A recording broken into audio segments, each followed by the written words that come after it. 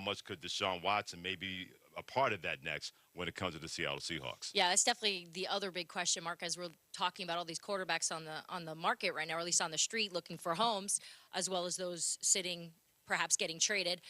You have to figure GM John Schneider, Pete Carroll here are not trading away Russell Wilson without a plan as well. Not sure if they're going to take that option that I just talked about with Indy, with let's ride with whoever we can wind up with right now and not go crazy to try to find the future at this point in the season. I reached out to Seattle to try to get a little bit more on their interest in Watson. I haven't really heard back, but it makes sense. It would make a lot of sense for them to go in that direction. And one of the other interesting parts about this is a lot of talk about Denver having three separate plans here before they traded for Russell Wilson. Aaron Rodgers was always that was always number one leading into that. And as much as as much as Denver did work on Russell Wilson to see if he fit, Russell Wilson did tons of work on them as well. I was told he was in the building yesterday, meeting all the coaches, taking a tour of the facility, and people were pretty impressed with him. They were impressed with his knowledge of the organization, the history, and that was where he wanted to be. But the big question mark now is, where does Seattle go? And I'm not sure at this point. And a lot of people may be wondering that Russell Wilson gone, Bobby Wagner gone. Who knows? DK Metcalf may say, I don't want to be a part of this rebuild. I want to be out of here as well. We'll wait and see. Always a pleasure, Diana. Great stuff as always, my friend. We'll talk to you soon. Thanks, guys. See you next week. Diana Rossini, ESPN NFL reporter, joining us here on Keyshawn, J. Will, and Max on ESPN Radio. And speaking of Russell Wilson, wait until you hear what Dan Orlovsky said when it comes to him and the new home that he's in, part of the loaded AFC West. That comes your way after Sports Center. Booker holding on the logo with 10 left here in the third. Doesn't want to screen. He wants to take Tyler Hero by himself. He wants a three, and he gets the three right over Tyler Hero with 2.3 seconds left to go. Arizona Sports 98.7 FM with that call, with that 111-90 win over Miami on Wednesday. The Phoenix Suns become the first team in the NBA to clinch a playoff berth. Devin Booker leading 6 Suns in double figures. He had 23 points to go along with 9 assists. 53-13 is the Suns' record. It is the league's best in the NBA. They're now 40 games over 500 for the first time since they finished the 2006-2007 season, 61-21. As hot as they are, Jason Tatum is keeping right in step with them. He scored 98 points in his last 2 games. 54 over the weekend versus Brooklyn, and 44 last night versus the Charlotte Hornets in a 115-101 win. Celtics have now won 15 out of their last 17 games. How about Jason Tatum? He just became the 6th player since the merger to average at least 45 points per game over a 3-game span. His 135 points over those sad 3 games is also a new record for the Celtics for most points in a 3-game span. Meanwhile, Major League Baseball, if you're holding your breath, waiting for the season to start sooner than later, you can let that balloon go. They canceled the second week of the regular season Wednesday after days of discussion with the Players Association did not produce a new CBA collective bargaining agreement. Major League Baseball proposed an international draft that would cover amateurs from Latin America and Asia to the removal of direct draft pick compensation. The players said no dice on that one, and they sent a counter offer. The league then canceled another week of games. In other words, same day, same result. SportsCenter brought to you by O'Reilly. Think O'Reilly Auto Parts for all of your car care needs. They're close, convenient, and known for guaranteed everyday low prices and excellent customer service from professional parts people you can trust. Stop by your local O'Reilly Auto Parts today. O'Reilly Auto Parts, better parts, better prices every day. The Denver Broncos and Seattle Seahawks have agreed to a trade that will send Russell Wilson to the Denver Broncos. We knew Russell was a little dissatisfied last year with what was going on in Seattle. Now there's a new Super Bowl contender in Denver.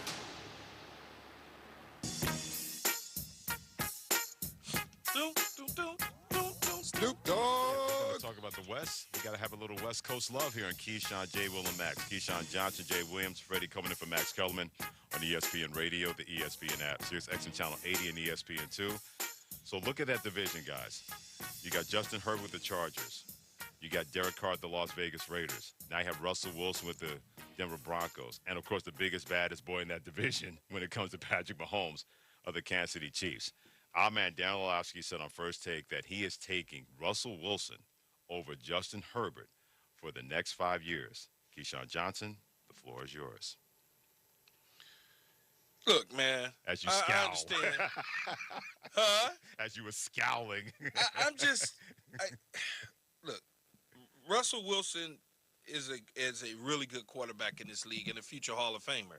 There's no question about it. He was put in the right situation after he beat out Matt Flynn and went to 2 Super Bowls, won one, lost one, because they tried to win it with him. Since then, it's just been, some success and big yardage early in the season, things of that nature.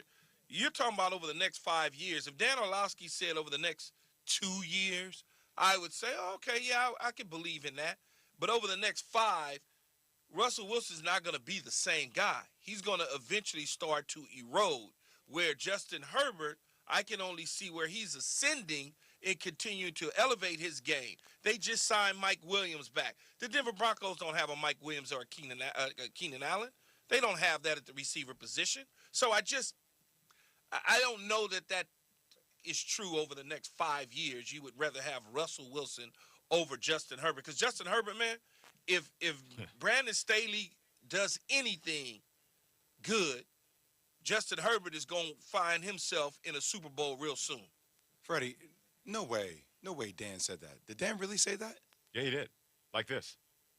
I just think that people have this viewpoint of Russell Wilson as being a slightly above average quarterback, and we've fallen in love with Justin Herbert. I think Justin Herbert is phenomenal. I have said multiple times he's going to win MVP of this league, and the Chargers should win a Super Bowl with him because of his play.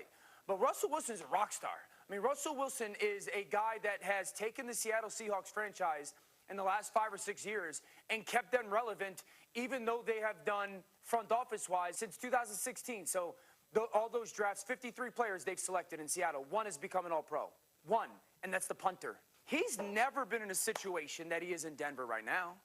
He's never had a place where talent-wise has been top 5 or top 6 in the NFL when it comes to scheme players, and scheme-wise has been one of the best schemes when it comes to the schemes in the NFL. See, I told you. See, I hate to jump back in here on you, Jay. No, all good. Do your thing. First of all, he played with Marshawn Damn Lynch. Okay, he's had DK Metcalf and Lockett. His offense has been pretty good. He had a young Jimmy Graham at the tight end spot. What the hell Dan talking about? He had an all-pro Hall of Fame left tackle. I mean, like, what are you talking about? And the defense was lights out. So do you think when Dan's making mention, I'm trying to do my best job at trying to understand the reasoning of Dan on this one, Freddie and Key. Do you think that is because the pieces around him in Denver, the probability of him potentially winning a Super Bowl is higher than the Chargers, and that's how he would equate success over the next 5 years, that leads to a Super Bowl? I don't know that Denver from top to bottom are better than the Chargers. I don't know that. You know, if you, and I go back to this again, Freddie, you wasn't on our show. You might have been resting up for working all night long when we're on in the morning. But that's what I did. Mark Slerth was on the show with us a couple weeks ago, and I keep going back to this because Stink is dialed in the Denver Broncos organization. He's on the ground floor in Denver. He came on the show, and we asked him if the Denver Broncos were a Aaron Rodgers away from going to the Super Bowl. So I want you to take a listen to that sound of our show a couple weeks ago with Mark Slerth. I think it elevates them to a playoff team. Do I think it makes them a Super Bowl team, a Super Bowl contender? No. I still think there are some things that they have to address. I think their back end, their secondary, they need to – I mean, it's a really good secondary. I think they need another corner. They've got a couple of guys that are free agents they're going to have to look at. I still think they have a linebacking issue in the middle linebacker position nowadays. In the NFL, you got to have a dude that can fly sideline to sideline, that can play all 3 downs, because they'll trap you in that stuff from a formational standpoint and also from a hurry-up offense standpoint. So you got to have a dude that can fly. You got to have a dude that can cover the ground. I don't think they have that. I still think their defensive line needs to be addressed. Now, mind you, that was Mark Slair, Freddie and Jay, talking about Aaron Rodgers joining the team. Now, I'll say it again. Aaron Rodgers joining the Denver Broncos. That's what Stink said. Now, Russell Wilson joins them. Are you telling me that now that Russ has joined them, everything that Mark said just went away? No, it all got better?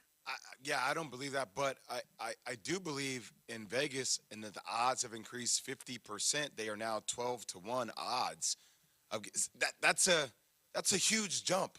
So I hear what Stink is saying about Aaron Rodgers, but Russell Wilson does make this team better. Maybe not to the same degree it would have been with Aaron Rodgers, but he does make them better. But Jay, if this man just said that they're not even possibly a playoff team with Aaron Rodgers. Think about what he said now. Yeah, I hear. Think about it. Because they need to fill a lot of gaps, but they could fill some of those gaps, though, could they not? They could fill them, but they just lost Noah Fant, the tight end, which to me is a blow to them. Although they like the other tight end, that's a blow to them. Jared Jeudy didn't play most of, if not all, last year. He's got to come back. Sutton, the other receiver, is still coming back off his ACL of 2 years ago. He's got to get back to form. I mean, it's just a lot. And then when you start talking about all those deficiencies and holes, they didn't do all of this. And I don't give a damn what nobody's saying, including Dan Orlowski. They didn't do all of this to go to the playoffs. They did all of this, 3 players in a haul of picks to go to the Super Bowl. Not the Super Bowl 5 years from now. You don't do all of this to set yourself up 5 years from now when your quarterback is 30-something years old. That doesn't work like that.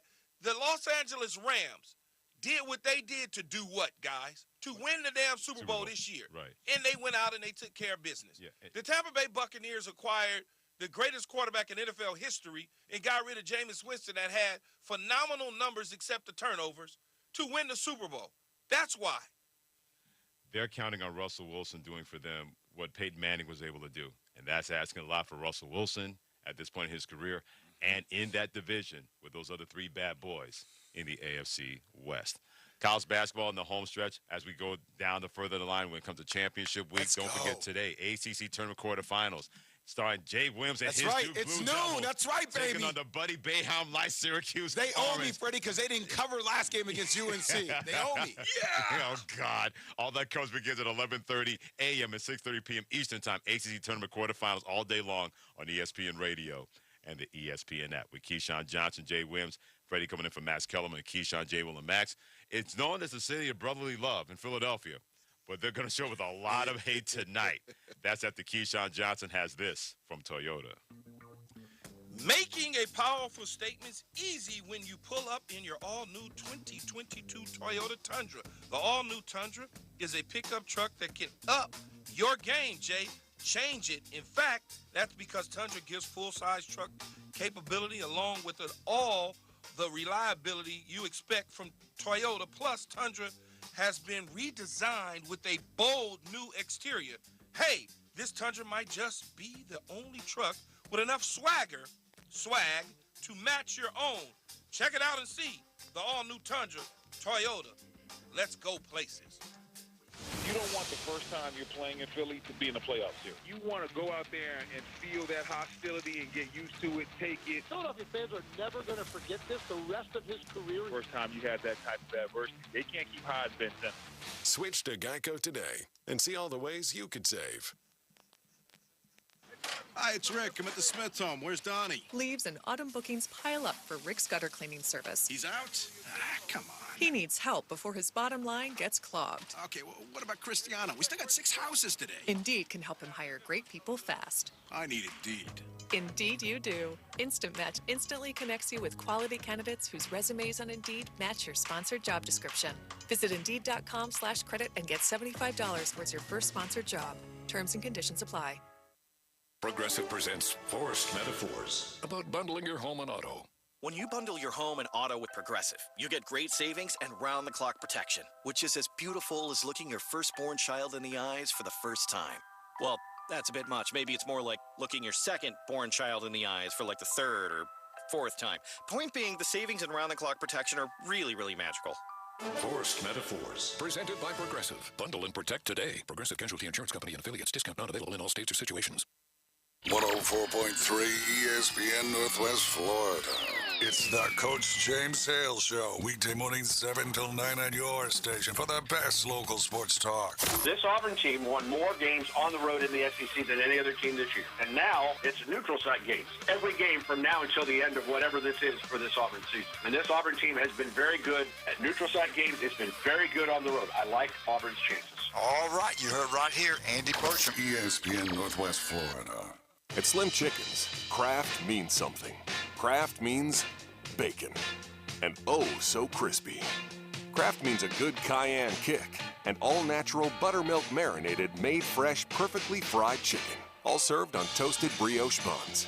At Slim Chickens, craft means quality. And for a limited time, try our new Memphis-style barbecue chicken sandwich. Try Slim's Craft sandwiches today. Slim Chickens. Sykes Concrete has been in business in this area since 1947, and 3 generations later, they're still going strong. See Sykes Concrete for dirt, sand, rock, and concrete. They can handle any size job from the smallest to the largest. Sykes Concrete pays CDL truck drivers some of the highest wages in Bay County, making $50,000 to $75,000 a year, including holiday and vacation pay, plus health insurance. See Hugh Sykes at Sykes Concrete, 8030 Highway 77, on the right, just north of Southport Elementary School. Hi, I'm Bobby Likas with today's Car Clinic Minute.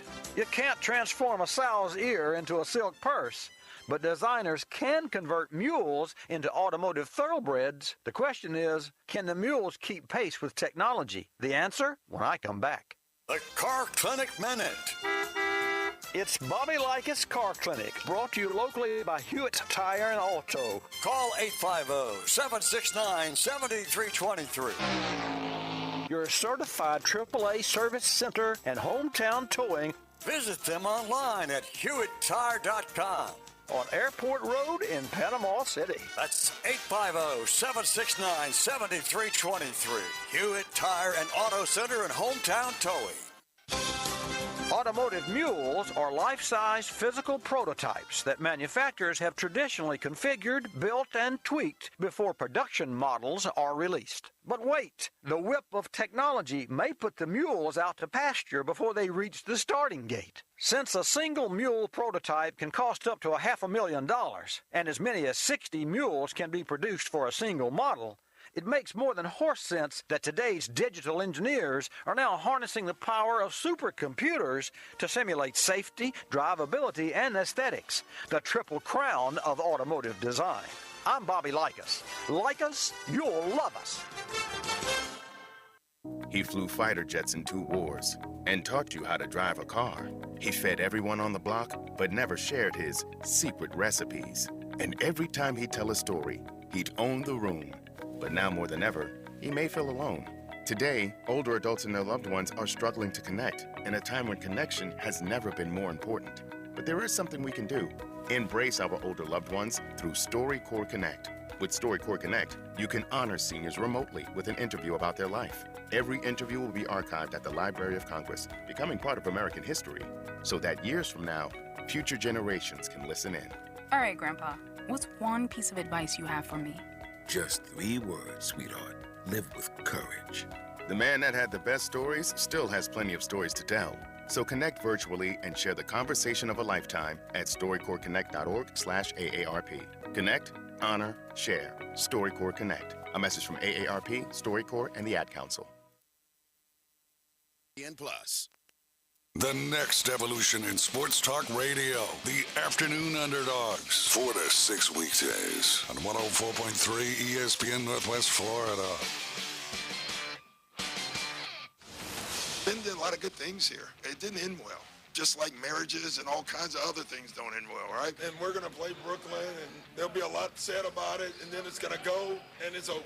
You know, there's no trophy given after the game. First time you have that type of adversity, they can't keep high as Ben Simmons. Well,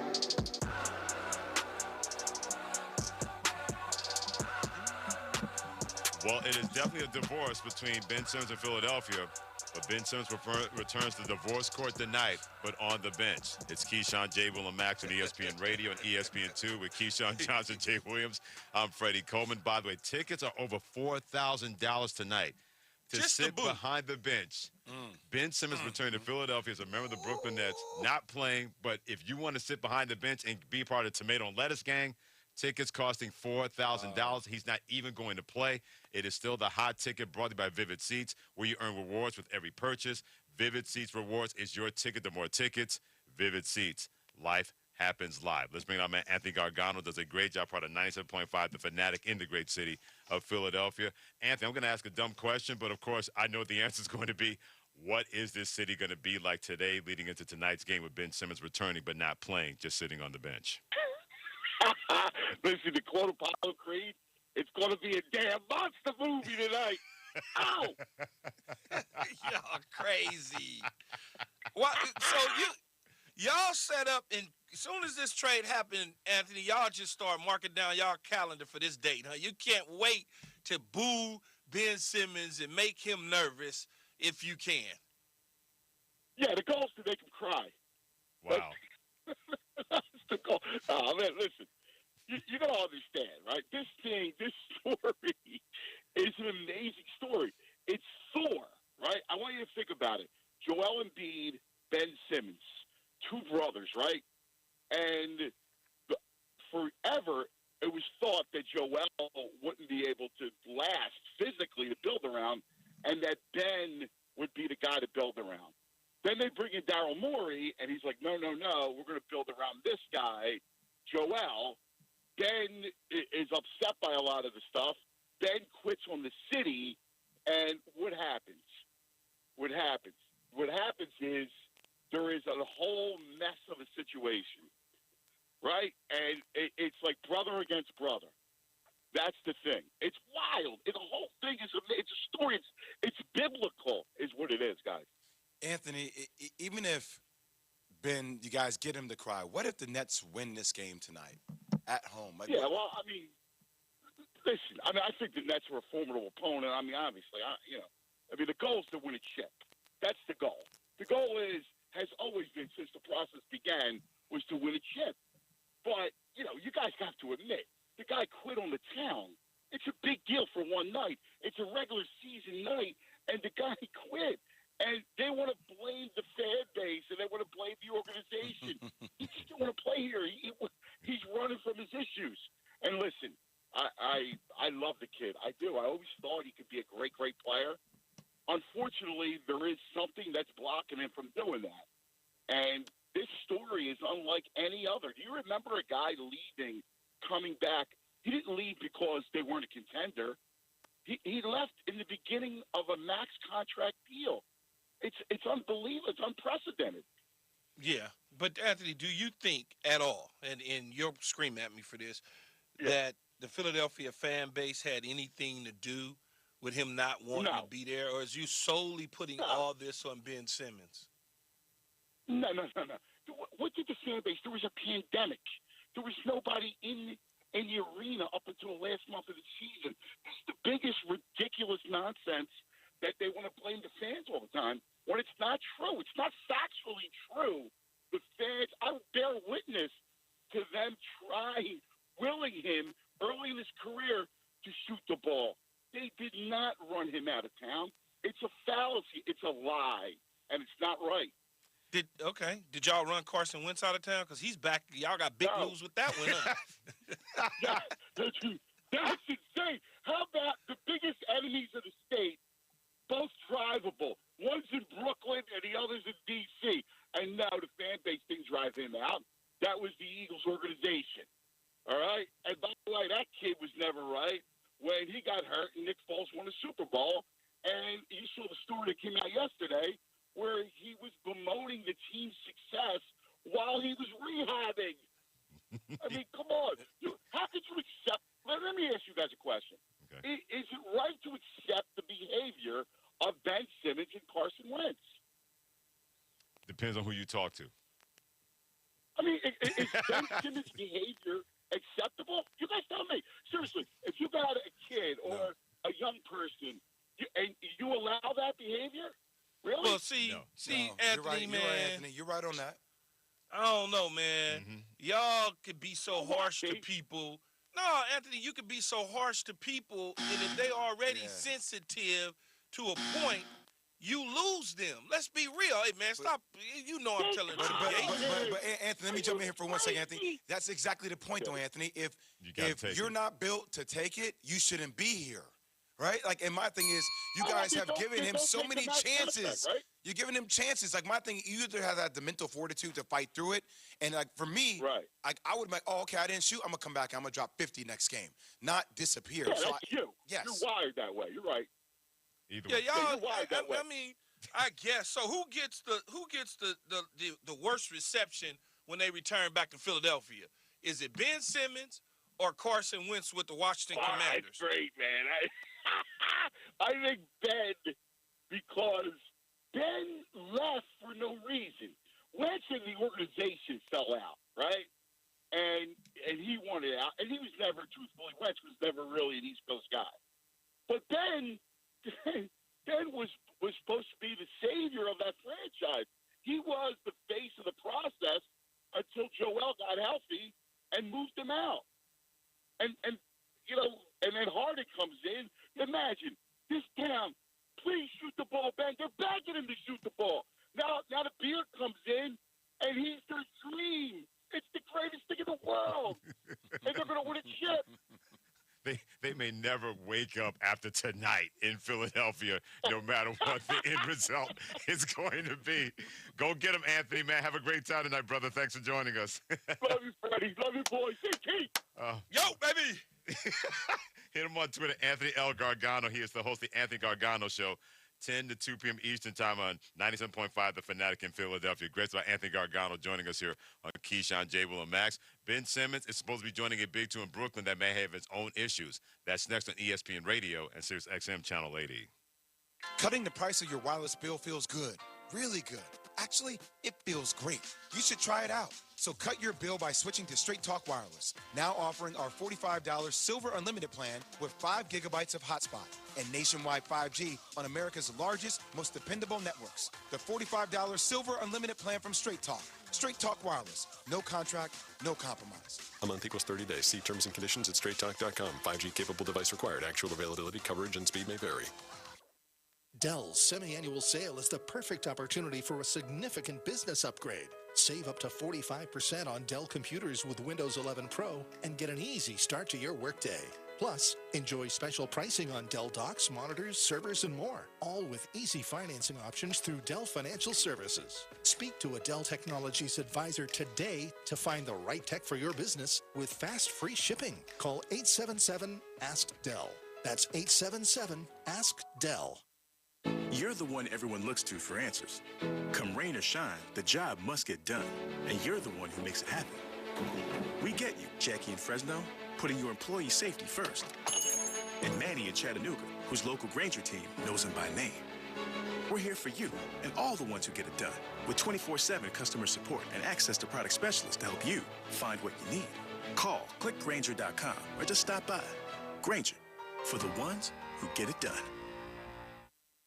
104.3 ESPN Northwest Florida. The afternoon underdogs.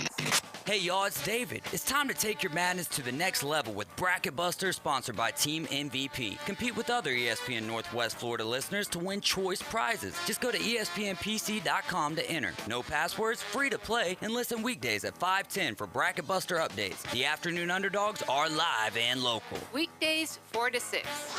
ESPN Northwest Florida. Good Thursday morning. A weather front stalled to the south of us will be giving us low pressure areas riding along it. That's going to give us more showers and thunderstorms today, tonight, and Friday. There could be some isolated severe thunderstorms. It'll be in the low 70s today, around 60 tonight, 70 to 75 Friday, and more rain expected Saturday. This weather forecast has been brought to you by Offord Tire and Service Center in Callaway. For 104.3 ESPN Northwest Florida, I'm meteorologist Tim Root. Golf Plus is your premier golf shop on the Gulf Coast. Not a big box or a chain store, but a local store with golf experts to serve you. An amazing array of demo and fitting products, plus a professional repair shop that can handle anything from a basic re-grip to a full set of re-shafts and everything in between. Golf Plus has locations in Dothan and Panama City Beach to serve you. Come see him today for all your golf needs. Located next to Firefly at the shops at Edgewater. Call 850-249-2726. In 22, the thing to do is reboot the whole family at That Boot Store. With name brand Western wear for the smallest to the largest Wrangler is available at That Boot Store.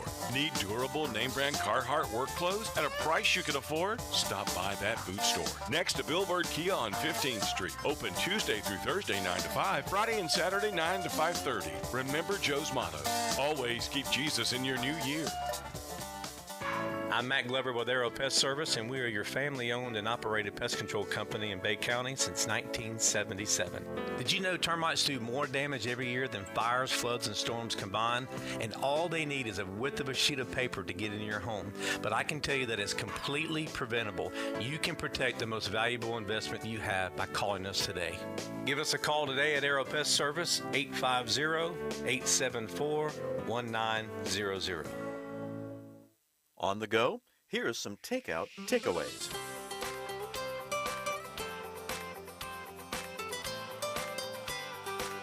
Hi, from Samaritan Ministries, I'm Doug Chamberlain with a family health checkup. The days are getting warmer, spring sports are beginning, and you simply don't feel like cooking. So you might be grabbing takeout food more often. Well, here's some ways to keep it healthier, whether you're at your local eatery or hitting the drive-thru. Let's start with my favorite, pizza. Go with thin crust, half cheese, light on the meat, and heavy on the veggies. Opting for a burger? Well, replace the bun for a lettuce wrap or try a veggie burger. Rethink the toppings like cheese, bacon, and condiments. Choose baked over fried and wheat pasta or zoodles over the usual pasta. Have a side salad instead of fries. Request sauces and dressings be served on the side, and focus on veggies, even if that means packing your own bag of celery and carrots. For more, visit us on Facebook or at familyhealthcheckup.org. It's pretty amazing when you consider that 7 years ago, we didn't have the treatments we have now. We cure 80% of children with cancer. Go back 50 years, we were curing 20 to 30%. This is the miracle story of modern medicine. We understand what makes this cancer tick. And of course, without donors from around the world, this just couldn't happen. There's one thing we're focused on, and that's beating this thing. St. Jude Children's Research Hospital. Finding cures, saving children. Learn more at stjude.org. Your exclusive home for March Madness. Powered by Pepsi. WGSX Lynn Haven, Panama City. 104.3 ESPN Northwest Florida. Lights, camera, action. It's the Coach James Hale Show. Do you know who I am? Live and local inside the J. Michaels studio. People know me. ESPN Northwest Florida. Get past the people, get past the hitman. And good morning and welcome to 104.3 ESPN Northwest Florida. It is Thursday. That means we have Tommy Santamont in here, Jeremy Prison. Guys, how y'all doing this morning? Good. Y'all both looking mighty fine. Did you go run today? I did not run this morning. A little wet still. I'll catch it later. Now, you didn't get to run yesterday, right? Oh, no. That was a good day for a duck. Well, we got a great show for you today. I can't wait. We got the legendary baseball coach, state championship coach, coming on at 7:15, Mosley Baseball. I wonder if they got anything done this week with the weather and everything. They'll probably have to adjust some schedules there. Had a bit of a setback last week with Arnold. I kind of ran into a buzzsaw. Well, one thing about them, Jeremy, you know this. When I was playing back and we played Alabama when Bear Bryant was there, man, everybody, that was the game. You circled it. That's where you can be made. You can become famous by beating Alabama. You gave them the best shot. I think Mosley and Bozeman in 1A and Mosley, I think they're the baseball schools that are going to get the best shot for everybody that plays them. Everybody that plays them. And the young man that threw for Arnold, I believe it was Cooper Moss. Moss is awesome, man. He threw a great ball game, and they're going to be looking at him a long time. I mean, you know, he's already committed to Florida. Right. Yeah. As, I believe a freshman, if I'm not mistaken. Yeah. So, who's that? Which one? Coop Moss. Coop Moss. I talked to him this summer. I was talking to him and his daddy about the weightlifting and stuff, and we got talking about deadlifts. I said, you know what? That's one thing we got completely away from. I said, I would not do those. And that's just my opinion. I've had more kids hurt on the deadlift than any other thing, And you definitely don't want a pitcher hurting his back or something, deadlifting when you got somebody got a lot of talent. There's other ways to build strength and explosion, and we got into that. And just talking weightlifting, he got a good frame on him, good size, good kid, really good kid. And big win early. I mean, against the Dolphins there. You take the defending state champions. And, well, you know they beat Gulf Breeze, too. Yeah. And Gulf Breeze is really good. Gulf Breeze is always solid. That was over at their place. And so baseball here, it's like, everybody's getting good. Mm-hmm. Everybody's doing better. Rutherford beat Bay 17-7. How did the Mosley Arnold game come out, the baseball? Arnold upset them. They did? Yes, sir. They sure did. Wow. And for young pitchers out there, the best way to build velocity is long toss and those bands. Yeah, stretch bands. Yeah, the band. You just have to be careful because one, I think he was a minor leaguer, like in AAA, lost an eye. Oh. But those bands and long toss, that's there's no doubt about that. Yeah, it's like our quarterbacks. No, we really need to do it with every position, especially quarterbacks. After they lift weights, we make them hang, do every kind of stretching exercise there is. You want that shoulder, the shoulder muscles. Well, and they're doing a lot more to protect arms now than what was done in the old days. They didn't know any better, I don't think. Didn't know any better, no. But if you throw, go. Tommy used to make the girls' basketball team. I remember that. Me and him, we would talk about that. I was a lot younger back then, but he had his girls doing a lot of power clean, squats, deadlifts before a basketball game. He thought it just got them warmed up. And I said, Tommy, I'm not sure about that. We lifted those weights now. Felt like they were jumping high. Did they ever screw the shots up, though, in pregame lifting weights? I just, Well, we just moved the gold up a little bit higher when they lifted weights because they're stronger. Anyway, hey, be careful driving this morning. The roads are still. Matter of fact, it was raining when I was coming in here. And I think we're going to get some severe weather, a chance of severe weather Friday, but we need all this rain, no doubt about that. With all the fires going on, okay, we want to give a shout out to Rutherford High School. I believe it was 6:30 in the morning, 150 students show up. They fed the firefighters at Rutherford High School. Isn't that outstanding? Rutherford, I know when I taught over there back in the early days, the kids, I mean, they would, if you're doing something that helps the community, they all come out. That's just the way they are. Good kids. Good kids. Really they've always been that way over there. Yeah, they have. Now, what year did they open up? Do you remember? Can you remember? Let's see.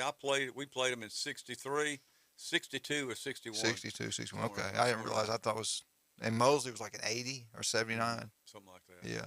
Unbelievable. So we appreciate all you great young men and women at Rutherford High School, the administration over there, the coaches, everybody for everything you've done to help out. That's outstanding. I know all the different schools are trying to do something, but Rutherford kind of was under the radar and did it, and I thought that was pretty cool. So congratulations. Yeah, and appreciate all the first responders from across the state that have come in again. Many of them are here for Michael and back now. So the response from across the whole state of Florida has just been amazing. Well, I got to ask both of you. Now, I know Tommy's going to faint, but I got to ask both you guys. This North Bay Haven, Bay District schools, I'm hoping they come back together and work it out. I know there's going to be, I think Channel 7 is going to do a big deal on it, maybe today or tomorrow. That's what I've heard. That's the word on the street. Channel 13's already covered. I don't know if it was in the newspaper or not. I can't remember. It was in the newspaper, I think, one time. Yeah. It didn't say much about it. Yeah. But, Tommy, I'll be honest with you. I see both sides. Jeremy, I see both sides of it. If you go to school, the season starts, you're playing there, and then all of a sudden you leave, go to another school, and play. I understand how those coaches and that school feels. Regardless, I know it's legal. The state said you can do it. And I think the problem is not Bay District schools. I don't think it's North Bay Haven. I think it's the state. I think the state would come out and say, look, across the board, you start this particular date on this school, you're going to play that season there. Now, if you physically move get out and move out of this house into another house in that zone, then you can do it. And I think that is a rule, isn't it? It used to be. The deal with North Bay Haven and Bay District schools, I think it can be, if they will get together, and I think they've tried one time, they got together, but if they get together, they can resolve this, because I know the state, for instance, if a kid was on the list to get in North Bay Haven, and he was in the Rutherford zone, and he went over there and practiced, say, 2 or 3 days with, say, football, then North Bay Haven calls and says, yes, you can be accepted there. Well, he goes over to North Bay Haven, and to be eligible, all they got to do is appeal it to FHSA. They will approve it. Yeah, they already said it. Yeah. They will approve it. And Bay District Schools, I guess, has got some type of rule in this county saying they can't. Yeah. And that's what I'm under. I might be entirely wrong. No, you are right. So, but anyway, that's the situation. But that can be worked out. And I know the coaches. I mean, you have a kid practicing you want to keep him. You don't want to lose him. Yeah. So I can understand both sides, like you say. You've been working with him all summer. Yes. You've trained him. You're ready to go. He's helping you. You've helped him. We got a call. Let's take this call. And then all of a sudden he's gone. How are you going to feel? You're not going to feel pretty good about it. Right. Good morning. Morning, guys. This is Furman. How y'all doing today? We are doing outstanding. What do you got for us today? Well, I wanted to give a shout out to my daughter's best friend. I heard you guys talking about Arnold and all, but give a shout out to their softball team. My daughter's best friend, her name's Brianna Clark. She's a true freshman. She played at North Bay Haven last year as an 8th grader and did really well. But as of right now, as of yesterday, I believe she had 32 innings pitched, 65 strikeouts, and a .80 ERA. Wow. So She's a y'all be on the freshman. look- Freshman. Yes, sir. Goodness. Yes, sir. Tell me that name one more 15 years time. old. Tell me that name. Her name is Brianna Clark. Brianna Clark. Wow, Arnold High School. Hey, we want to ask you this. We're talking about this North Bay Haven, Bay District schools. Everybody's going really upset with one another. She came from another school, correct? Yeah, so actually, North Bay Haven. my brother She plays 8th grader. Yep. Okay. Yep. My brother-in-law was actually an assistant coach at Bay Haven. Okay. For softball, and we've had some discussion about this whole thing as well. I don't know all the ins and outs of it, but I heard you guys say it the other day, and I can only pretty much, say the same thing is that there's some adults that have some issues with each other. I don't know what it is. I don't know how it came about. I really don't care, but it's affecting the kids more than it's affecting anyone else. Let the kids play. Yeah. Is she going to be in the circle against North Bay Haven tonight if they get that game in? Correct. Okay. Probably so. Yeah. Where's that game going to be played at? I don't know. I have to look. I keep up. I have so much. I've got going it on. as an away game. Yeah. I've got it as an away game for Arnold. Well, see, that's another thing. They said that they would be out of the district, so yet they're going to let them play. They can't do that. But they said Right, that- tournaments and stuff that they makes couldn't, and they couldn't be recognized as a Bay County player, on the All-Star teams and stuff like that. See, that to me that's childish. I agree. I don't like that. Right. No, I don't either. And maybe it's. I don't know if it's. They already had the schedule put together. Yeah. But what doesn't make any sense is they're going to let them, fill the gap with the schedule that was already put together. I'm sure it will change by next year. But, what does that do? Does that validate any wins that they – and it's like the games don't even matter. Right. So I don't know who's right. I don't know who's wrong. I tend to agree, which they're a charter school. Yeah. They're not a private school. But, I think some of these private schools should, be in a league of their own because, I grew up down in Gainesville. I played soccer and ran track down there. Yeah. And I remember us going against teams out of Tampa and Orlando and South Florida near Okeechobee and all. And, they were stacked teams. Right. But, that's I don't know the right and I don't know the wrong answer for that, so. Yeah. Well, I tell you, the problem is this lottery. Now, Tommy, you tell me if I'm wrong. The lottery, for them to change that, the Bay County School Board, I believe, would have to agree with them to do away with the lottery. I think that was put in place when they in their charter, and I think they would have to come together and which they would never do. I don't think they'd let them not have it. I think the Bay District School would never vote for them not to have a lottery. That way, they could just say we're going to have X amount every year come in. Then they can go get. And a great athlete would come over there. I'm sure they'd have a great chance of getting in if there was no lottery, which could make the situation worse for Bay District schools. But then they would all start on time, and we wouldn't have what we're having right now. But I think somebody's feelings got hurt. I'm with somebody's feelings got hurt. Something was said, and they're in a. I'm sure the coaches who lost players in this situation, and I don't know if it was the season started and then they got accepted. I would assume that North Bay Haven would know pretty quick, when you get the list, I think some of it has to do with baseball too. Not probably. not all sports, just some baseball, some other things. I'm sure it's probably across the board. Yeah.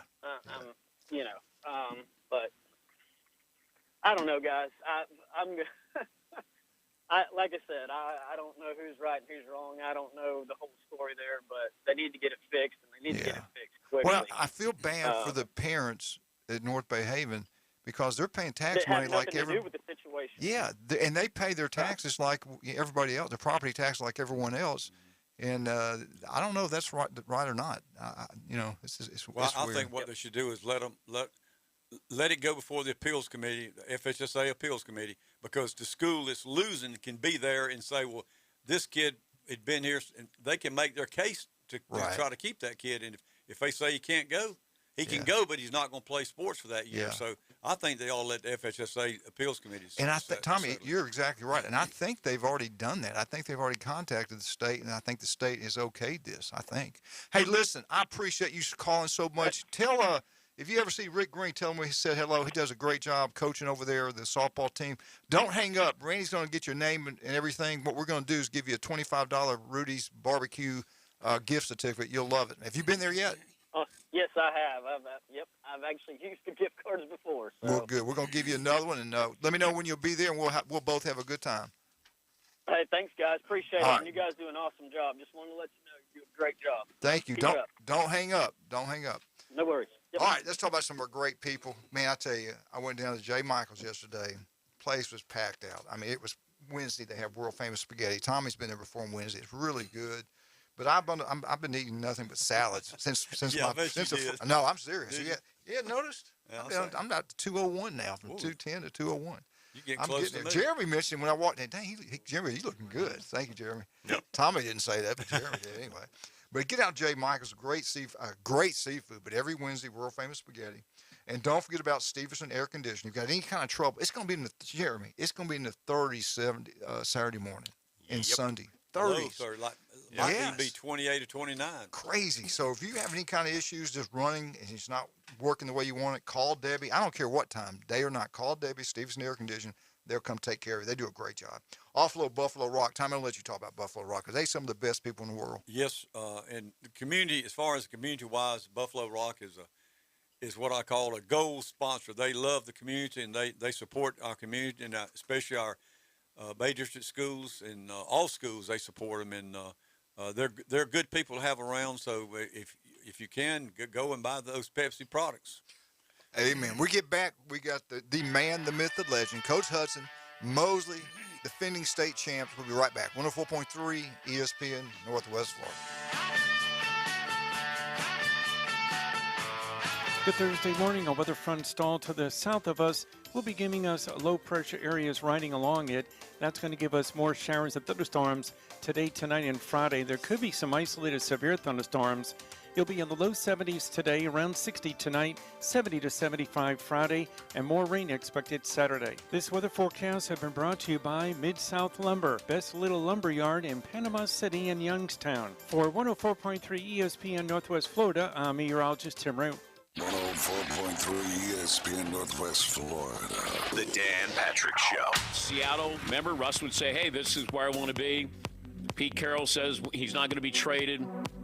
One was going, and we found out that it was going to be Russ. And Seattle knew this, that if Denver didn't get Aaron Rodgers, then they could make this trade. That's why it happened so quick. Dan Patrick. 9 to 11 on ESPN Northwest Florida. At Slim Chickens, craft means something. Craft means bacon. And oh, so crispy. Kraft means a good cayenne kick and all-natural buttermilk marinated, made fresh, perfectly fried chicken, all served on toasted brioche buns. At Slim Chickens, Kraft means quality. And for a limited time, try our new Memphis-style barbecue chicken sandwich. Try Slim's Kraft sandwiches today. Slim Chickens. Are you concerned about safety when you travel? Emerald Coast Damsel specializes in self-protection. They offer a full line of safety products like men's and women's RFID wallets and concealed carry for purses, lifetime incidental replacement plan, and manufacturer's warranty on most items. Give the gift of self-protection and contact Michelle and Rick today, 850-358-2810, or visit their website at emeraldcoastdamsel.com. Emerald Coast Damsel, independent damsel pro for damsel and defense. Who will be this year's Cinderella? The Madness starts March 13th. Listen exclusively on 104.3 ESPN Northwest Florida. Have a quick stretch first. Now back to the Coach James Hale Show inside the J. Michael Studio, ESPN Northwest Florida.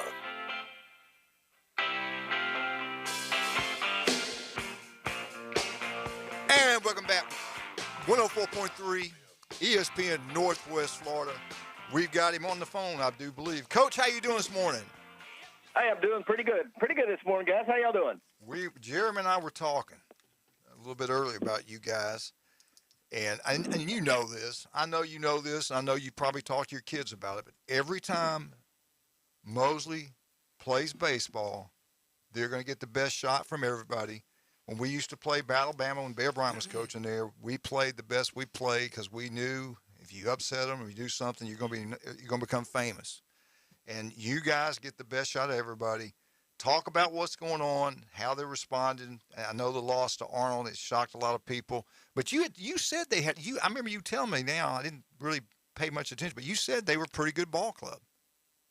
Oh, yeah. Yeah, well, yeah, you asked me how the teams around town were, and I told you there was at least three of us at least that really have an opportunity to be in the Final Four. And, you know, Arnold and Bozeman, especially right now, have really jumped out and have been off to great starts. And, you know, that's not surprising to me. This week, what have you done? I mean, the weather, what do you guys do when you have weather like this that we've been going through? Do you get to practice? You go in the gym? You got anywhere y'all can go and get some work done? Yeah, we do. We've got our batting cages now that we've got them covered. Finally got that put up since the hurricane. We've replaced that. So we've got a really nice area there outside that we can use over at the field. And then, we also utilize the dugout facility over there if we need to do that. So we'll head over there and use their cages over there. So we'll get our work in. We can get bullpens in as well doing that. We just don't really are unable to do anything defensively, obviously. But we can get some things done and have some improvements. I tell you, I'm half asleep this morning. We got in a little bit late last night after that ball game. Go back to that game last night.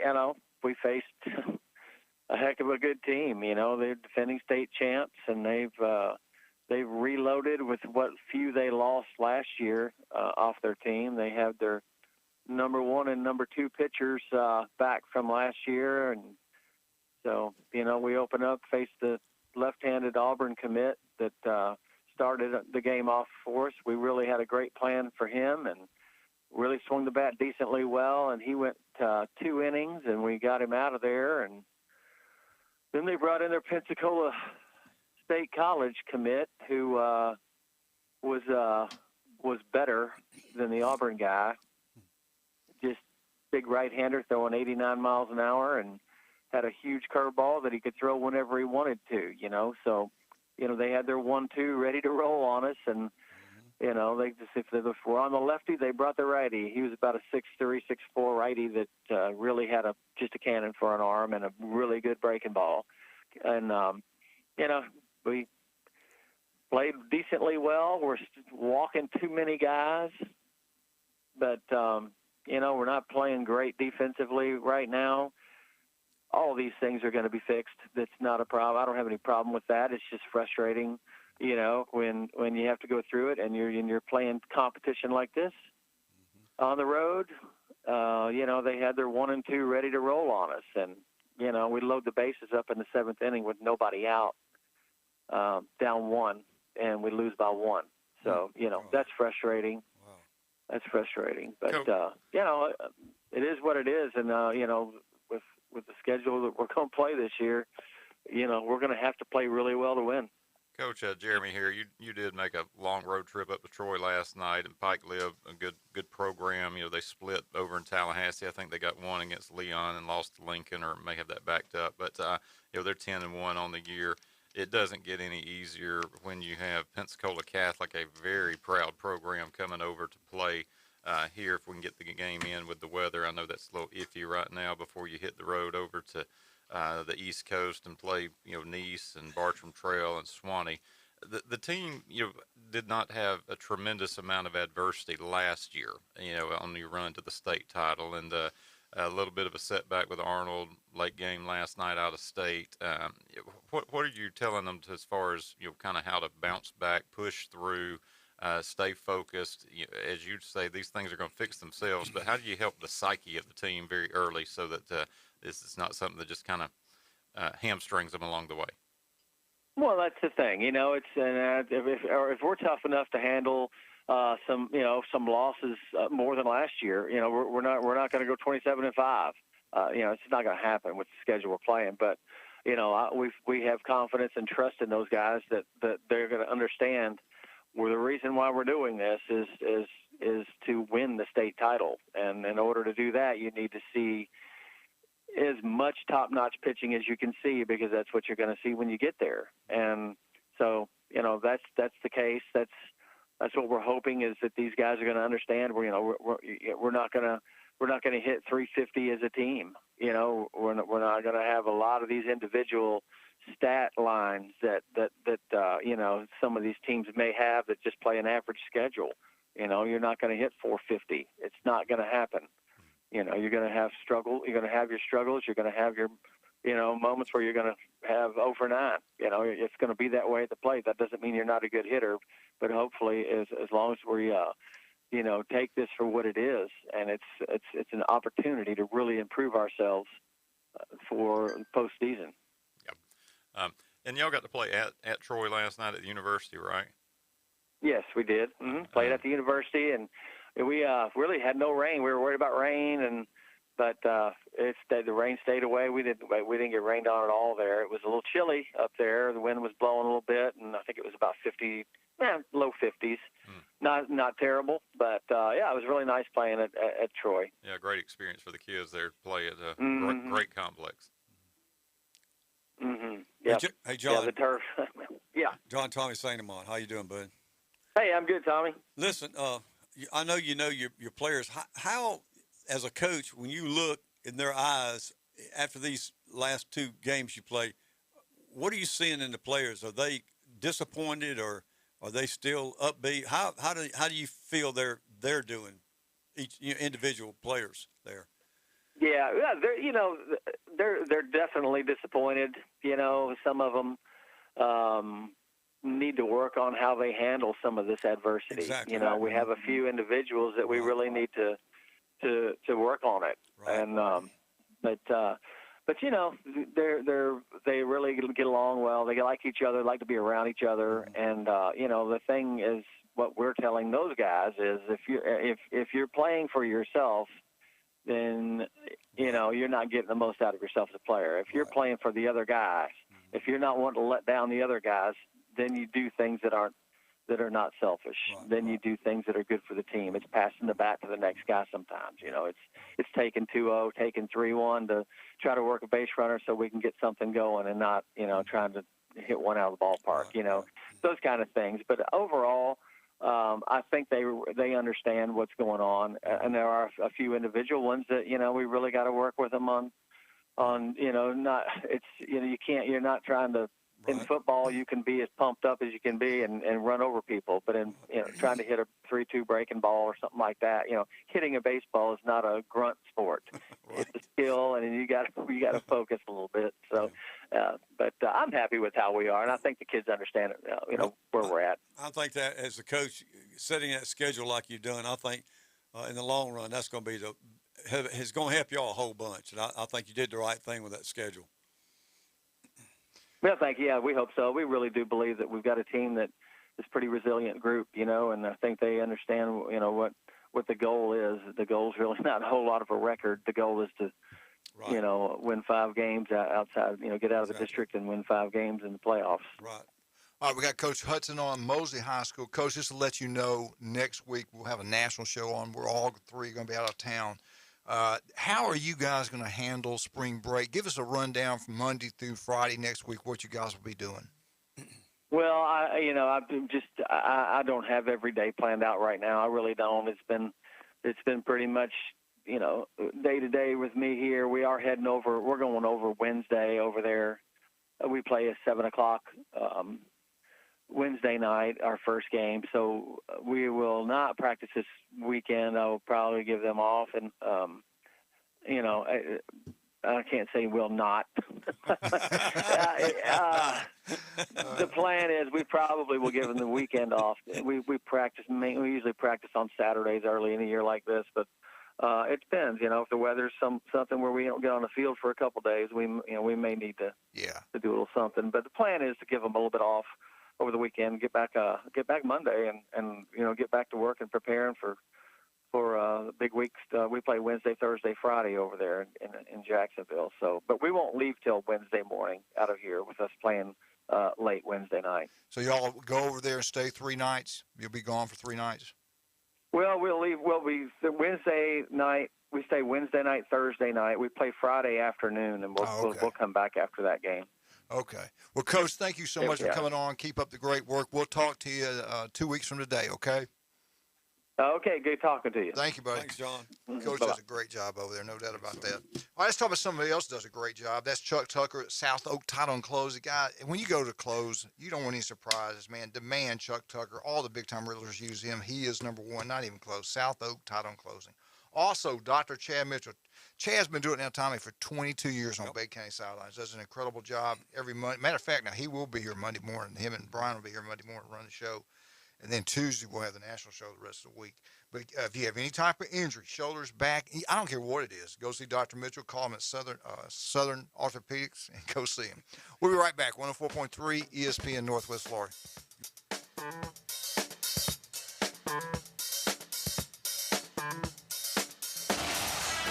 104.3 ESPN Northwest Florida presents the madness of college basketball. Who will be this year's Cinderella? ESPN Northwest Florida is your exclusive radio home for the NCAA College Basketball Tournament. Sponsored locally by Panama City Toyota, Ellis Agency Insurance, Reliable Hydraulic Solutions, Bill Bird Kia, and 104.3 ESPN Northwest Florida.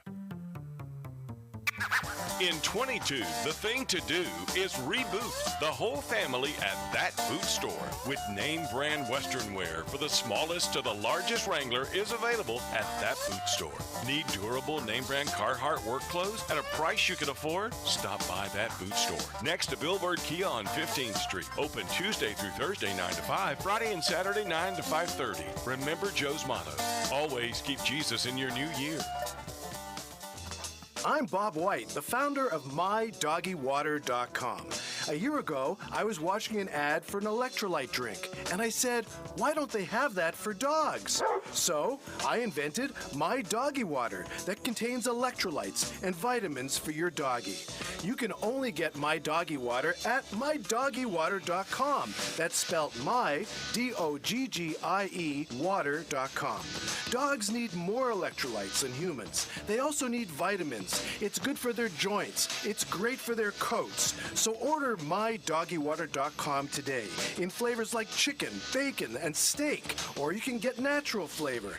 That's MyDoggyWater.com. If you order MyDoggyWater.com today, you get a dog chewy as a free gift. Plus, no shipping charges. Hey, no more toilet water for your doggy. Go to MyDoggyWater.com. He's a 10-foot-tall, barrel-chested beast man who showers in vodka and feeds his baby shrimp scampi. I'm kind of a big deal. Please welcome. Hang don't hurt. Live and local from the J. Michaels studio, the Coach James Hale Show, 104.3 ESPN Northwest Florida. And welcome back to 104.3 ESPN Northwest Florida. Jeremy Pridgeon's with us this morning. Tommy Santamount every Thursday when Tommy's not killing poor defenseless animals, he's in here doing our show. Tommy, I'm glad we took away your gun before you came in, your rifle, your fishing pole. I always leave him in the truck. I don't bring him in here. Jeremy, I mean, does he bring his bow and arrow, knives and stuff to church? I And do just wear a leave them knife there? most of the days. He goes take he's walking around church taking up donation stuff with a pocket knife, pistols, shotgun over his back. It's amazing. But you know what? You feel welcome there. You do. You kind of. Very much at ease. Yeah, really. Tommy, we were talking about all this school of choice and everything that's going on. Dave Bay District schools, North Behavior. You got some pretty good information there. What is that? Well, I found some information on Bleacher Report. If you look at Bleacher Report, they got some real interesting items on there. But this is Edwin Weathersby. He's a college football analyst, recruiting analyst for Bleacher Report, and he's very knowledgeable. He's been around a lot of recruiting and all. But he came up with, it's called the power ranking characteristics recruits care about most when picking a school. I've often wondered what's the number one or number two reason why people go to schools. Well, he's got 10 reasons. I'm going to start with the lowest and work to the best. Number 10, uniforms. And he said that's not, kids just think that's a cool thing to have good uniforms, but there's a lot more important things than going to school for uniforms. And number 9 is tradition. You know, the history of the school and winning. And I think that's helped FSU more than anything because they've been down, but people still know that tradition that they have at FSU. Number 8, which is kind of low, academics. Wow.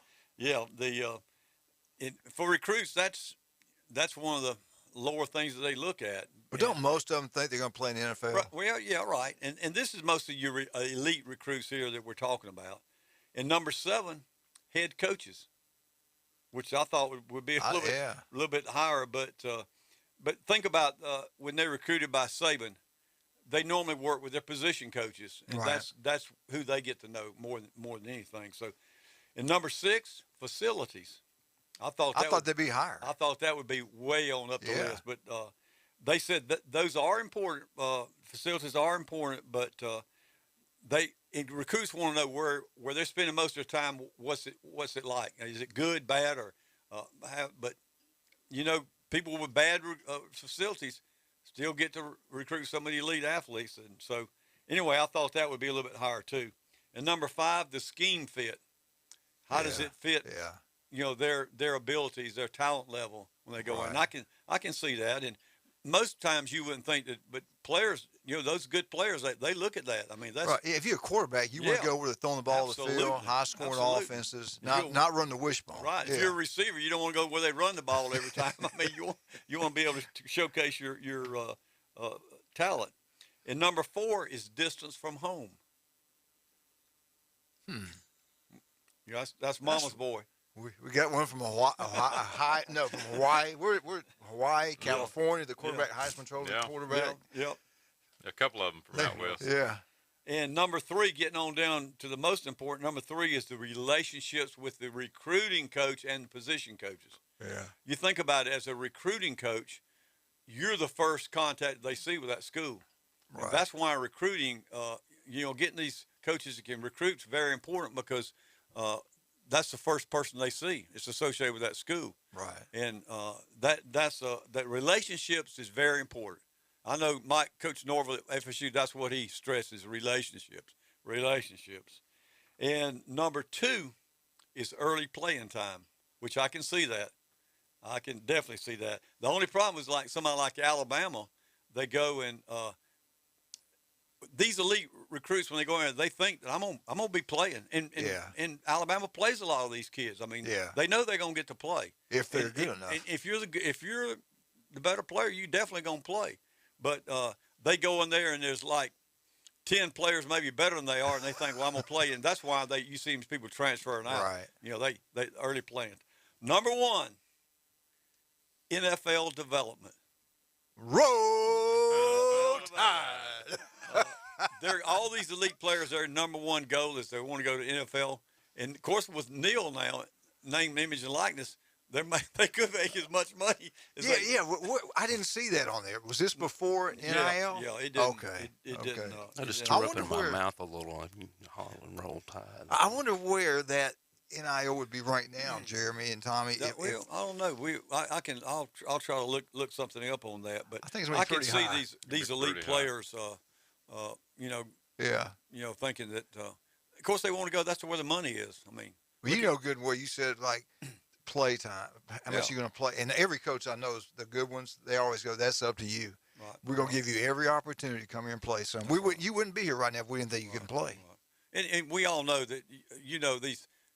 We think back in the old days where you stayed on the field all the time. You don't do that now. Right. You might run 3 or 4 snaps. And you're out taking a break, and you got somebody else going in there, and that really when you keep fresh players in there, and the talent level is the same. So that's what Alabama's. They got so much depth on all their areas that, and they're all either 4 or 5 stars, most of them. So they've got it now where they know exactly what kids like, don't like. I mean, it's such a almost a science. It really is, and Nick has done probably a better job than anybody. Kirby's doing it now at Georgia, but who else besides Saban has recruited like that over their career? I mean, the NFL talent they bring in, year out, they sell it too. Is that we're going to give you every opportunity to play, but you're going to go against the best in the country. We're going to prepare you for, like you said, Tommy. They tell them that this is going to prepare you for the next level because everybody here is good, or they wouldn't be here. Mm-hmm. So if you like competition and you want to be the best, you want to create value for yourself, you need to come to Alabama. If you're fearful of any of that, you don't need to be here. We saw that last week when Mitchie said the best corner he faced was Surtain. Yeah. Right. And I think Bobby used to do the exact same thing at Florida State. And when you see all the kids from Alabama in the NFL and those players, those recruits see that, I say, well, I mean, if I want to go to NFL, why don't I go there? If they want me and I'm good enough to go there, that's where I'm going. And the relationships. I've seen it firsthand. I've had guys that played for Coach Bowden, and the way he does it. I mean, heck, he's got. I'm a Bobby Bowden fan, but not an FSU fan. Mm-hmm. I'm like, heck, I want to go there after listening to him talk. And you just feel you've been in his office. We've been there before. He makes you believe where he did when he was alive. Yep. You felt like you're his best friend. He had something about the man. I know. You just don't get it from everybody else. You just he would talk to anybody. He didn't care if you were. He had it. Whatever it is, he had it. He did. His personality is once in a lifetime personality. As far as I'm concerned, just a great Christian man. Everybody knew where he stood. Now James Roberson was a parade All-American. Everybody Spurrier talked at my banquet, the first one I ever spoke as the head coach of Florida, and loved Coach Spurrier. I mean, I got to know him well. Spent the whole day with him. He stayed with us the entire day, and he spoke that night. And he wanted James bad. Everybody in the country wanted him. And I remember they had a Florida party for him. He was going to Florida. Ben Hill Griffin, his dad, worked there, and then. I do believe that his mother just had a connection with Coach Bowden and just felt like, I think Coach Bowden came across as, we're going to take care of your son. He's going to be my boy. We're going to take care of him. We're going to treat him like one of our own. He is one of our own. He just had that ability. And then parents, I think he went over all the mamas. I really do. He did. When he went there, if the mama was in that room when he was recruiting, yeah, he's going to be tough to beat. I'm telling you. They said Howard Snellenberger was really good too. Yeah. Now, I had him. He came in with a kid. He came in at Cape Coral and recruited. And he was the head coach of Oklahoma at the time. Mm-hmm. And I'm telling you, Jeremy, he sounded just like Coach Bryant, and he acted like Coach Bryant. It was unbelievable. And just to hear him talk, I started asking questions about Coach Bryant too. And he kind of liked that, But he played for him, I guess, at Kentucky. Mm-hmm. But Howard Snellenberger was a big man and had that voice. And he was the smartest guy. We had a defensive tackle. Coach Spurrier was recruiting him too, and then he thought he was too small because he played defensive line for us, okay? And he was on our special teams, and Coach saw him because he could run, but he wasn't huge. He was probably, I can't remember now, 245, 250. Coach Spurrier wanted him 260, 265. And they got another kid at Florida, and I don't know if Florida actually offered. I don't think they finally offered him until later. But Howard Snellenberger saw him and said, Fred, and the guy named Fred Harley, he said, Fred, when you come to Oklahoma, we're going to put you at fullback. Son, I've watched tape on you. You're a winner. You're a player. I said, fullback. And we all looked at each other, and he goes, I saw you wheel back and almost destroy a kid on a punt return. Y'all took it to the house. I saw that. I said, that kid can play fullback. And we all thought, my God, he's right. 6'3", 245-pound fullback, runs a 4.7. And they ran the I formation. You needed a big, huge blocker, and that's where he's going to play at Oklahoma. Of course, Howard Sneller goes back to Oklahoma. The president's telling him what to do. He told the president of Oklahoma to get your butt, but he used another word, off the field, go run the school, I'll run the football program. And, of course, he was fired. But he was so tough on the players his first year at Oklahoma. They weren't used to it, and they kind of turned on him. He was a hardcore. And Bowden said if he would have never left Miami, everybody would be talking about him as the all-time winningest coach instead of these other people, which it might be true. Now, the Roberson kid, he flipped like on the day of the signing. He committed to Florida. He was all going to Florida. He's driving around a brand-new Buick Regal. And then the next thing you know, he signs with FSU on the signing day, and we're all like, wow. It was the NCAA came in. It was unbelievable. But then you got to find out the car was a friend, another former player's daddy, and his daddy was the FSU guy. But it was his car. He just let James Bart that day because everybody's freaking out. He's driving around, and you had Florida people in that town. You had the principal went to FSU. The guy that Ben Hill Griffin, country clubs there. You know who he is. The stadium's named after him. His daddy worked for Ben Hill Griffin, and he goes to Florida State. So it was bad. It was something. I'm not gonna get into all that, but it was crazy. Well, that was really interesting. What you did. That recruiting. I know when I was coaching out at Northwestern, one of my areas was recruiting, and after doing that for a year, I just didn't. You tell those they lie to those kids, and the worst thing you get a relationship with a kid, and the coach said, yeah, we're gonna take him, and then the coach tells you we don't want him, and you got to go tell him, I'm sorry, but. Because you found somebody better. Yeah, we found somebody better. So I didn't like that part of it at all. Yeah, and recruiting is neither is the high school coaches after they've been told something. We've had that happen to us in our career. Yeah. All right, let's talk about some of our great. Tommy, that was really good. We get back. Tommy Santamont will have some stuff on FSU. Brought to you by the newbies, Big and John in Charlotte. Hopefully, Big John will come in today. He said he's going to try to come in today, talk a little bit of football. But newbies, to the curve, the place to watch all the March Madness. College baseball is getting ready to get cracked. They're playing now. So a lot of things, good things going on at all the newbies. But get in there and have a wonderful time if you can. Also, Blue Sky Express Car Wash on Back Beach Road. They do an incredible job. They got the best equipment money can buy. Buy the $19.99 month deal. You get your car washed, Jeremy, the second time you already paid for itself. You can get it washed every single day for $19.99. Do it. Don't put it off. Get it done. Also, Rudy's Barbecue on Back Beach Road, the best barbecue.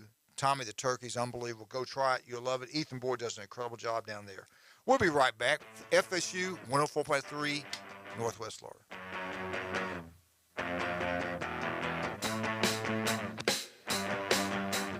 Good Thursday morning. A weather front stall to the south of us will be giving us low pressure areas riding along it. That's going to give us more showers and thunderstorms today, tonight, and Friday. There could be some isolated severe thunderstorms. You'll be in the low 70s today, around 60 tonight, 70 to 75 Friday, and more rain expected Saturday. This weather forecast has been brought to you by Offord Tire and Service Center in Callaway. For 104.3 ESPN Northwest Florida, I'm meteorologist Tim Root. ESPN Northwest Florida, the Paul Feinbaum Show. I've always felt, and I've said this many times, I've always thought Georgia Stadium was one of the most idyllic I've ever been to. That was one of the coolest things in the world in the fall. I mean, obviously Tiger Stadium on a Saturday night is a standalone place, but I'm not sure the beauty of it compares to Athens. I'll take Sanford Stadium any day. Weeknights starting at 6. 104.3 ESPN Northwest Florida. 104.3 ESPN Northwest Florida are proud members of the Panama City Beach Chamber. We'd like to welcome the newest members to the Beach Chamber. Southern Skin and Electrology at the Spa on Harrison. George Smead, Handyman Services Incorporated. Bay Breeze Bait and Tackle. And Arctic Air and Refrigeration LLC. Congratulations from the area's only sports radio station. 104.3 ESPN Northwest Florida. Dairyland is your land. It's car insurance that keeps you on the road so that you can make it to work on time. Its payment plans are flexible for when life gets complicated. It's affordable coverage to help you get back on the road again, even if you've taken a break. Because Dairyland is auto insurance that's customized to fit your life. Dairyland is your land. Did you take a break from insurance? You've got options. Contact Ellis Agency Insurance to get your Dairyland quote today. 850-763-1627. If aliens showed up tomorrow and said, take us to your leader, you'd bring them to the Coach James Hale Show. Danger, Will Robinson, danger. Live from the J. Michael Studio on 104.3 ESPN Northwest Florida.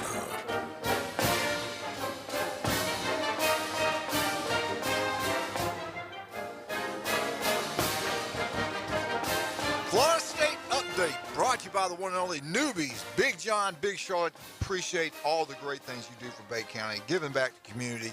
I remember one time we were doing, this is probably 7 years ago, we were doing shows there from Newbies. And we've actually done it during Bike Week. Scott Rossman did a show up there in Bike Week one time, had a good time upstairs at Newbies. But they give back to the fire department. They've done things for the Humane Society. They're just wonderful, truly great people. Charlotte, a gorgeous lady, sweetheart. And Big John looks like he still could play. You know, he thinned down a little bit, but he's got back on the weights, and now he looks really good. I mean, he plays racquetball all the time. That's a good-looking guy. And I don't think he ever ages. I don't even know how old he is. He played back in the 80s, so he's got to be up there. Oh, yeah. But he's in such great shape, it makes him look younger.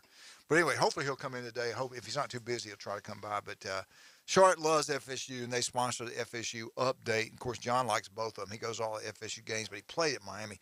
Jeremy, for the time he gets into FSU Update, will you do us a favor? Will you read that? You mind? Well, yeah. Greg Robinson's winning social media today around here is kind of captures life for us here in the beautiful Florida Panhandle. He shared, said, "Welcome to the Florida Panhandle, where you have to hope the tornadoes put out the wildfires in time for the deep freeze. Also, you can finish your preparations for hurricane season." That's about perfect, too, Greg man. wins.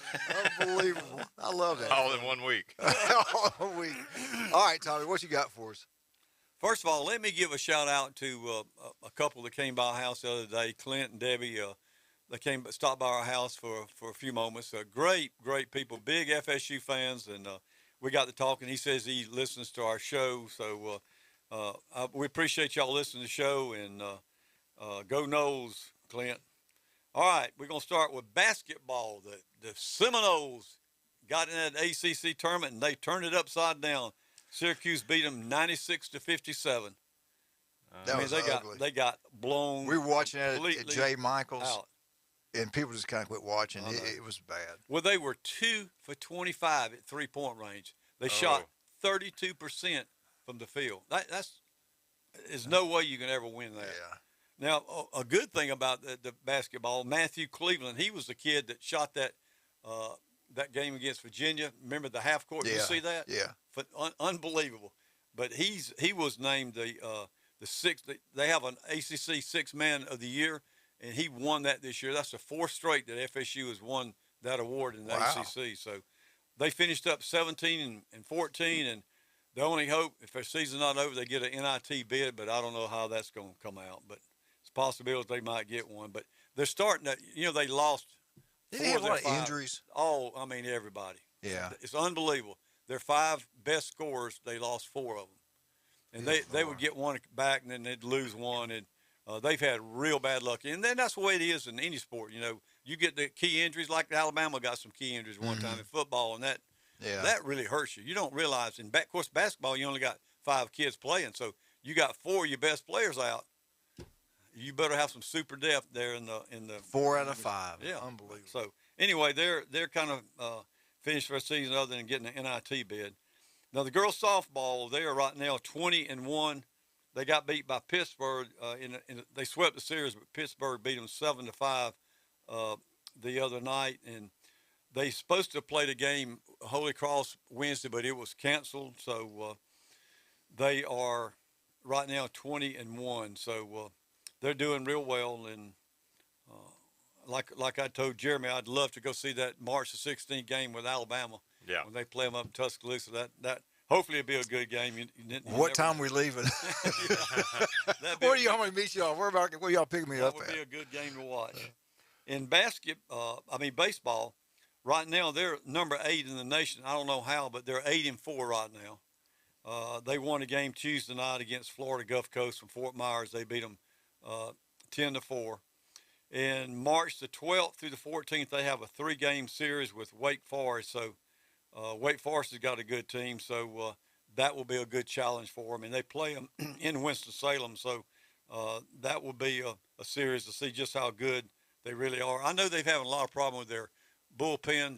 They're just not doing the job like they should. They've got 2 real good pitchers, but after that, they use 6 and 7 pitchers in a game to try to eke out a win. So, they've got also March the 15th after that series with Wake Forest.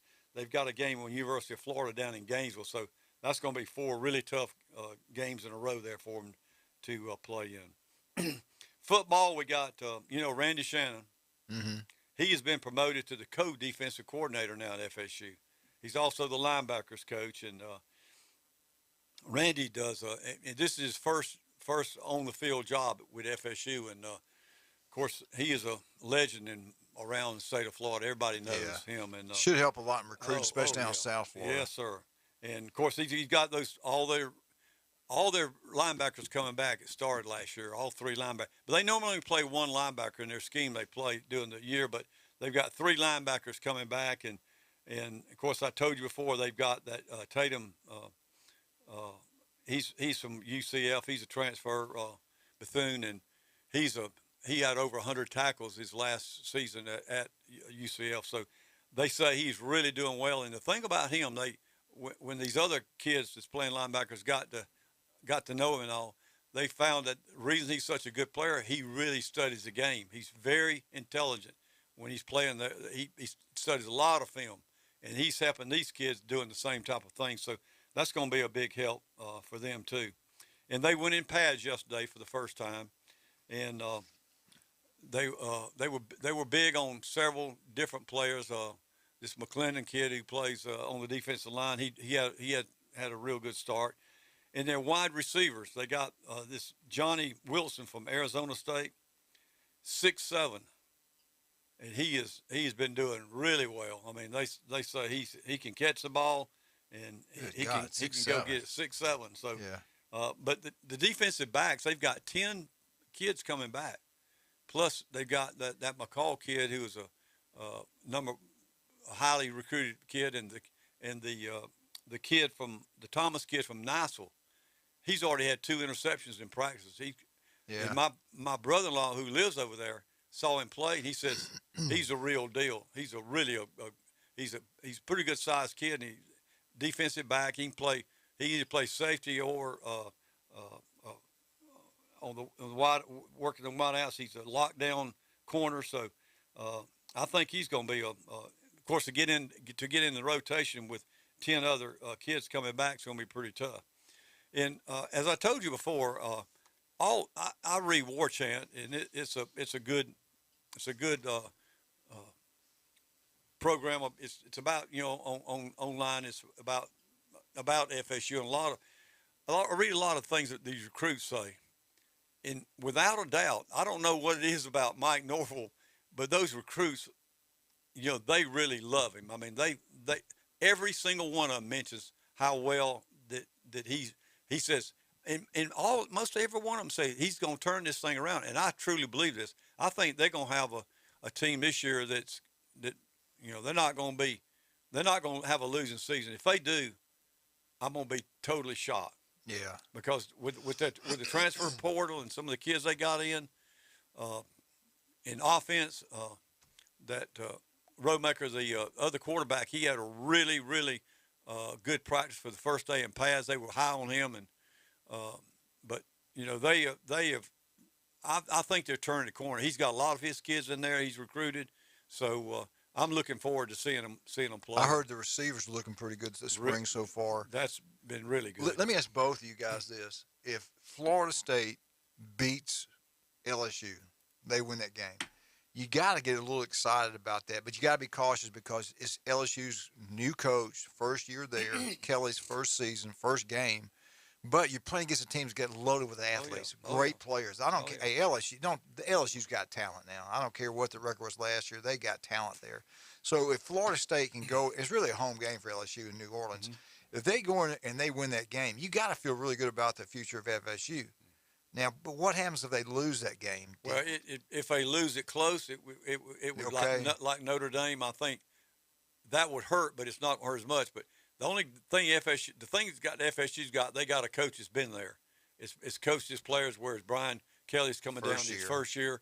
So that, I don't know how that's going to work out, but it would be a plus for FSU to go in there with knowing his kids. LSU's already starting out before spring practice, and one of the coaches already get hit up, sexual harassment and everything else. So they've already started off on the wrong foot. Yeah, when the new he was there before, came back, and we don't know what's going to happen with that. But still, if you have anything like going on like that, that's a negative. You don't want to deal with it. You want to focus on football, recruiting, because you know how dirty recruiting is. They're going to. Why do you want to go there? Look what their coaches do. And FSU staff is real solid. I mean, he's had these guys there with him, and Randy Shannon being there on the field now, that's going to be a big plus for him too. And so I'm looking forward to it. I'm hoping it's going to be a close game, but you never know in these situations. Yeah. Just like I'd have never thought that they would have come close to beating Notre Dame. But it was a good game. They could have won that game. So, Jimmy, how do you feel about that? If they go in there and win the game, you got to get excited, but you got to be cautious because it's the guy's first year. If they lose a close game, you know, like Tommy said, but if they get beat bad by a first-year coach, first game, then you got to worry. I think maybe I'm wrong. You know, these neutral site season openers have a lot of make or break about them for the fan base. Look at Miami last year against Alabama. Everybody thought Miami was going to be great. Right, and so you can derail a season very quickly just because now there's so much emphasis on the playoff and the national championship, where a big non-conference loss game one didn't used to have the same impact that it does now. But yeah, you know, I'm not saying either of those teams going to be in the Final Four conversation, but the one who loses is done. Yeah. All right, let's talk about some of our great sponsors. We get back, Jeremy Pridgett, Stevenson Air Conditioning, Alabama updates on its way. Also, let's talk about Paparazzi Gourmet Deli. 3 restaurants, and I said it, 3 restaurants in one. A bakery, a deli, and the pizza's incredible. You will love it. Tommy and Louise, we've been there several times. The food's incredible. Glenn always walks out with all the leftovers. I would love to go and have me a pizza there. God, don't do it. I'm not, but I would love to have one. It's unbelievable. I want the Napoleon. I want the Napoleon bad. Go try it. You love it. John does a great job there. Hey, Max Fit Sports Nutrition. Do you want to look like Tommy Santamont and Jeremy Pridgeon? You want to feel like they do? Max Fit Sports Nutrition. Go by and see Jason. I tell you what, a lot of football coaches now are taking their players over there, and that's smart. If you want to get your kid to get an edge, bigger, stronger, faster, know what to do, what not to do, what to eat, what not to eat. Jason Kovaleski, Matt Fit Sports Nutrition. He'll get it done for you. 1 in 5 develop skin cancer. If it doesn't look right, feel right, you're listening right now in Northwest Florida, call Dr. Ward. Go see him. Do not put it off. You know, I think it's more than 1 in 5. I think it's like 4 and 5. If you stay out in the sun in Florida, you're going to get it. You're going to get it. Yeah, I got it. Simple as that. I have too. I get bunch burnt. Of times. I get burnt all the time. We'll be right back. 104.3 ESPN Northwest Florida.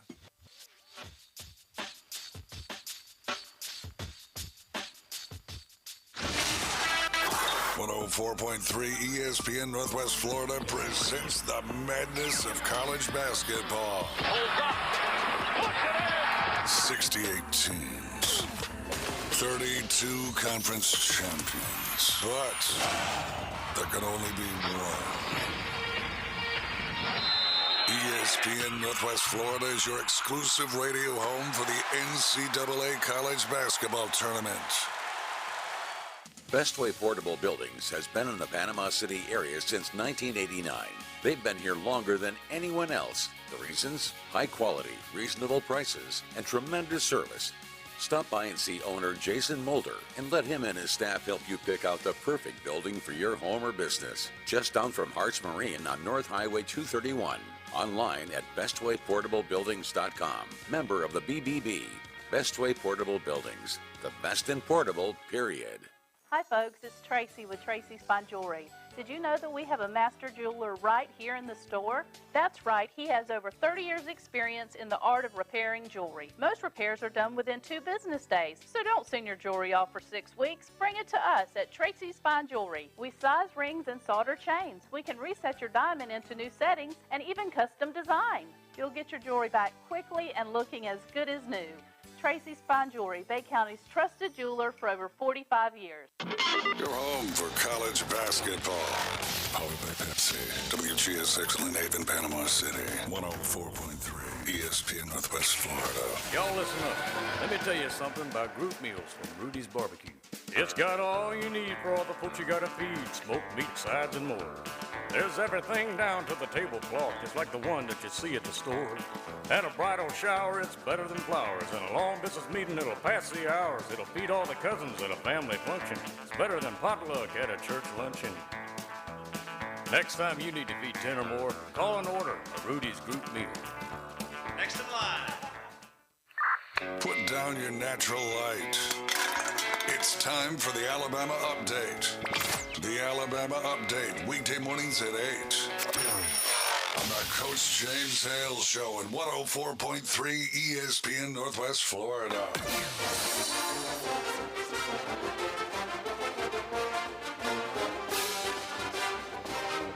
Roll Tide, roll, baby. Let's get it rolling today. Let's get it today.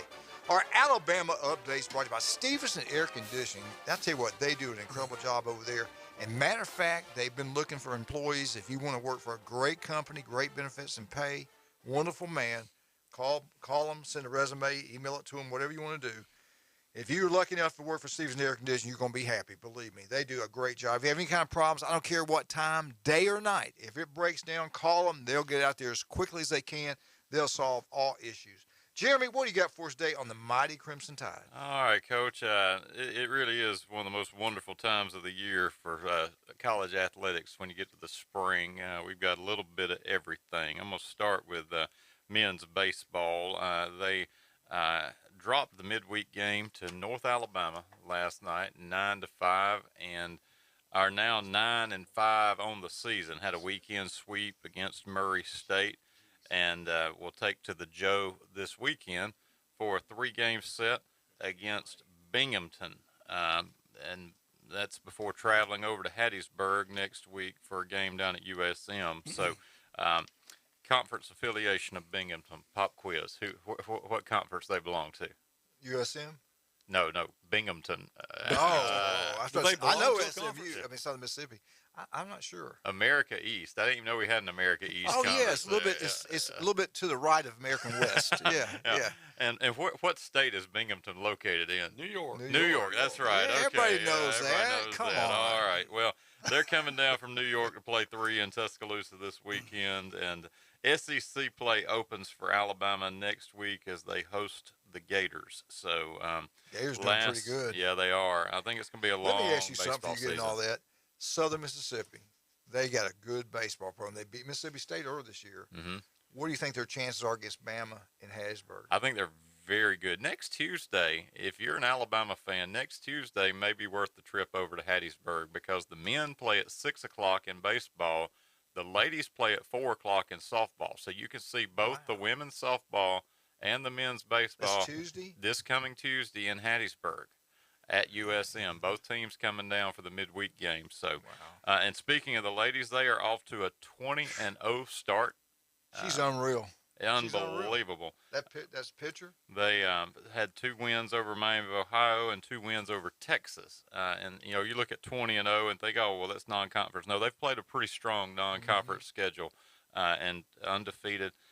Their game last Monday night against Eastern Illinois was washed out. They'll open SEC play this coming weekend at LSU, and the Tigers are number 21 in the nation. So a 3-game set down in Baton Rouge before they head up to Hattiesburg and play that midweek game we just talked about. And Tommy mentioned it in the FSU segment. Next Wednesday, Florida State's ladies head to Tuscaloosa to play Alabama. And you recall, Florida State bounced Alabama from the College World Series, Women's College World Series last year. So that's going to be a great midweek game. 6 o'clock first pitch at Rhodes Stadium in Tuscaloosa with the Lady Noles taking on the Crimson Tide. Oh, it's in Tuscaloosa. Mm-hmm. Okay. Yeah. What day is that again? Wednesday for Yeah, okay. FSU, Okay. Alabama. Your birthday. Yeah. So, men's basketball, we'll talk a little more about the SEC tournament, but disappointing finish to the regular season. They dropped 2 games to Texas A&M and then lost in overtime down at LSU. All of those things are in the rearview mirror now. It's tournament time, and SEC tournament taking place in Tampa. As far as Alabama goes, they came in as the 6th seed. Vandy won, and so they advanced after their win over Georgia. Not unexpected there. And so we've got the 6-11 game. Alabama Vanderbilt 7 o'clock tonight. This is a rematch of a game from a few weeks ago where Alabama escaped Nashville with a 2-point win. We've struggled there historically, but Alabama Vandy, winner gets Kentucky. Yeah. Please win one. Just to get one tonight. And as far as the NCAA tournament goes, Alabama's really looking like a 5 seed. If they could win a couple, that might push up, but I think they're pretty much a 5 seed. Some have them projected as a 6, so look for Alabama in the 5-12 game. At worst, the 6-11 game going into the NCAAs. Football. A-Day is set for April 16th, and the first practice will be tomorrow. There will be 14 practices for the spring. If you look at where the position battles are, I think you have to look at wide receiver. It's wide open. Ja'Cory Brooks is the only one that has a start by his name, and that was because he filled in for John Mechie after Mechie's injury. So Trayshawn Holden, A.G. Hall, JoJo Earl, all look to have some possibilities of some playing time. Of course, we picked up Jermaine Burton, the transfer from Georgia, and you can He's good now. Yeah, you can look for him to be an impact player quickly. Other positions that I think you're going to see some battles on the offensive line, offensive tackle, Damian George, Amari Kite, J.C. Latham, and Tommy Brockermeyer, the one from Texas. I think all could be battling for kind of the inside track to start this fall on the offensive front. Inside linebacker, there are not a lot of holes on the defense, but inside linebacker, we did lose Christian Harris to the professional ranks. Henry Toto'o is back, but look for Jalen Moody to be the one that can step up. And he was transferred out, and yeah. he's changed and said, I'm going to stay. Gonna so stay. That's a smart move. Smart move on his part. And then because it's always a concern for Coach Saban, and so it's a concern for us, cornerback, you've got Kool-Aid McKinstry, who saw considerable playing time. But Terrion Arnold, Kyrie Jackson, and watch for the LSU transfer Eli Ricks to potentially come in and be able to help quickly. Looking at the schedule, one of the sites did a breakdown of the upcoming season for Alabama, and they pointed out that weeks 5, 6, and 7 are kind of the amen corner for this season for Alabama. That begins with a trip to Fayetteville at Arkansas. The following week, we host Texas A&M, and we finish with Tennessee in Knoxville. Man, I'm telling you, Jeremy, they're right. Whoever said that, that's 3 good football. And Tennessee, we beat them how many years? 15 in a row? Yeah. I worry about that Tennessee game. Well, and you think about it. If you have a tough trip to Arkansas, you have a tough game against Texas A&M. Yeah. How do you emotionally get ready, physically get ready? It was the same type of stretch when South Carolina beat Alabama. Yeah. It was a kind of an amen corner, where they go over to Columbia and there just was no energy in the tank after that little gauntlet they ran. So I think that's a very good insight. Otherwise, the schedule is really shaping up well. The non-conference better get their sugar levels checked because week one, I'm telling you guys, don't sleep on Utah State. Everybody's going to laugh at me. That guy can coach. They won 11 games last year. They're going to throw it all over the field. Oh, yeah.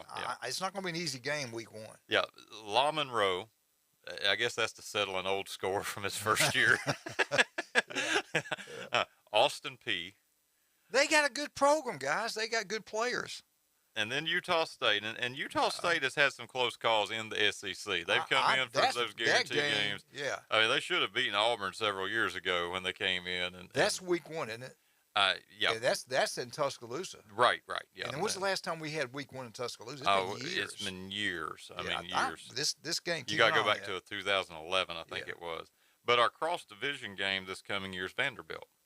That's a good thing. So you avoid Georgia, you avoid Florida, and really avoid Kentucky. I mean, I hate to say the Cats are coming on. That's a much tougher game. So, interesting breakdown of the schedule. But I think that middle part, Arkansas, Texas A&M, Tennessee, really is going to be a lot tougher than what folks realize. Yeah. So, a lot of good things happening on the athletic front up in Tuscaloosa. Big sports weekend with baseball and softball. And if you can get over to Hattiesburg, you want to see the Crimson Tide and don't have to go to Tuscaloosa, that's your best shot to get a look at the ladies and the men on the I was going to tell you that both those games will be completely sold out, so you need to get there early if you're going to go. That's a big deal. When they come in town, that's a big deal. Right. You'll have a lot of fans along the coast, and Mississippi, Southern Miss, good. They're good great program. They're going to show up, so it should be a lot of fun, and we'll see how it shakes out before conference play starts. I want to go back to the basketball. I was surprised the crowd last night. I've been listening to Feinbaum's doing a show live from there, and the tickets sold. I didn't think many people would be there, and they're like, wow, compared to last time they were there, this is really incredible. The amount of people are going to be there for these games. You wonder if the spring break piece isn't helping that somewhat. A lot of theme parks. Florida's been wide open, a lot to do. You can go to the games, and so and it is an unusual venue. I mean, not to knock Atlanta or Nashville, the weather's great. Weather's great. So it may be that this was a good move just to give a little variety to the host site. What 2 teams have sold the most tickets? Kentucky. And the other, I'll give y'all the second one. Auburn. Auburn. Yeah. I think Auburn has sold more than Kentucky. Yeah. Auburn's in their basketball. The good thing about that, Florida's got some great basketball talent. In the high school, so playing down there it helps them. Well, I know this from having been to the tournament several times. If Kentucky loses, you can find tickets laying on the ground. You're right. I would like to go down there. Really, I wish.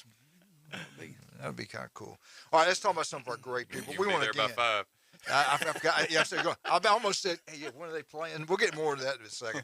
Hey, Stevenson Air Conditioning, Alabama Update's been brought to you by them. Appreciate everything Jason and Debbie do. Stevenson Air Conditioning, #1, no doubt about that. Also, don't forget about J. Michael Restaurant on Thomas Drive. Stevenson Air Conditioning, love those people down there. I'm so glad they're doing Bama now.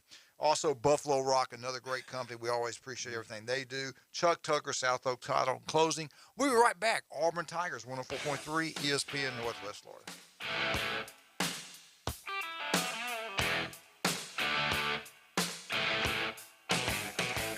Good Thursday morning. A weather front stalled to the south of us will be giving us low pressure areas riding along it. That's going to give us more showers and thunderstorms today, tonight, and Friday. There could be some isolated severe thunderstorms. You'll be in the low 70s today, around 60 tonight, 70 to 75 Friday, and more rain expected Saturday. This weather forecast has been brought to you by Mid-South Lumber, best little lumber yard in Panama City and Youngstown. For 104.3 ESPN Northwest Florida, I'm meteorologist Tim Root. 104.3 ESPN Northwest Florida. Colin Cowherd. The NFC North is an absolute mess. But this morning, I still think Green Bay has a decent shot, 10-1 odds to the Super Bowl. Chicago's in a rebuild. Detroit's got a goofy coach. Minnesota has a rookie coach. Who would the Packers face in the playoffs next year in the NFC? That they'd be an underdog to. This is The Herd. Weekdays 11 to 2, ESPN, Northwest Florida. Did you know that fees associated with real estate closings are virtually the same from one title company to the next? So what sets South Oak Title apart? Effective communication, customer service, expertise, and technology.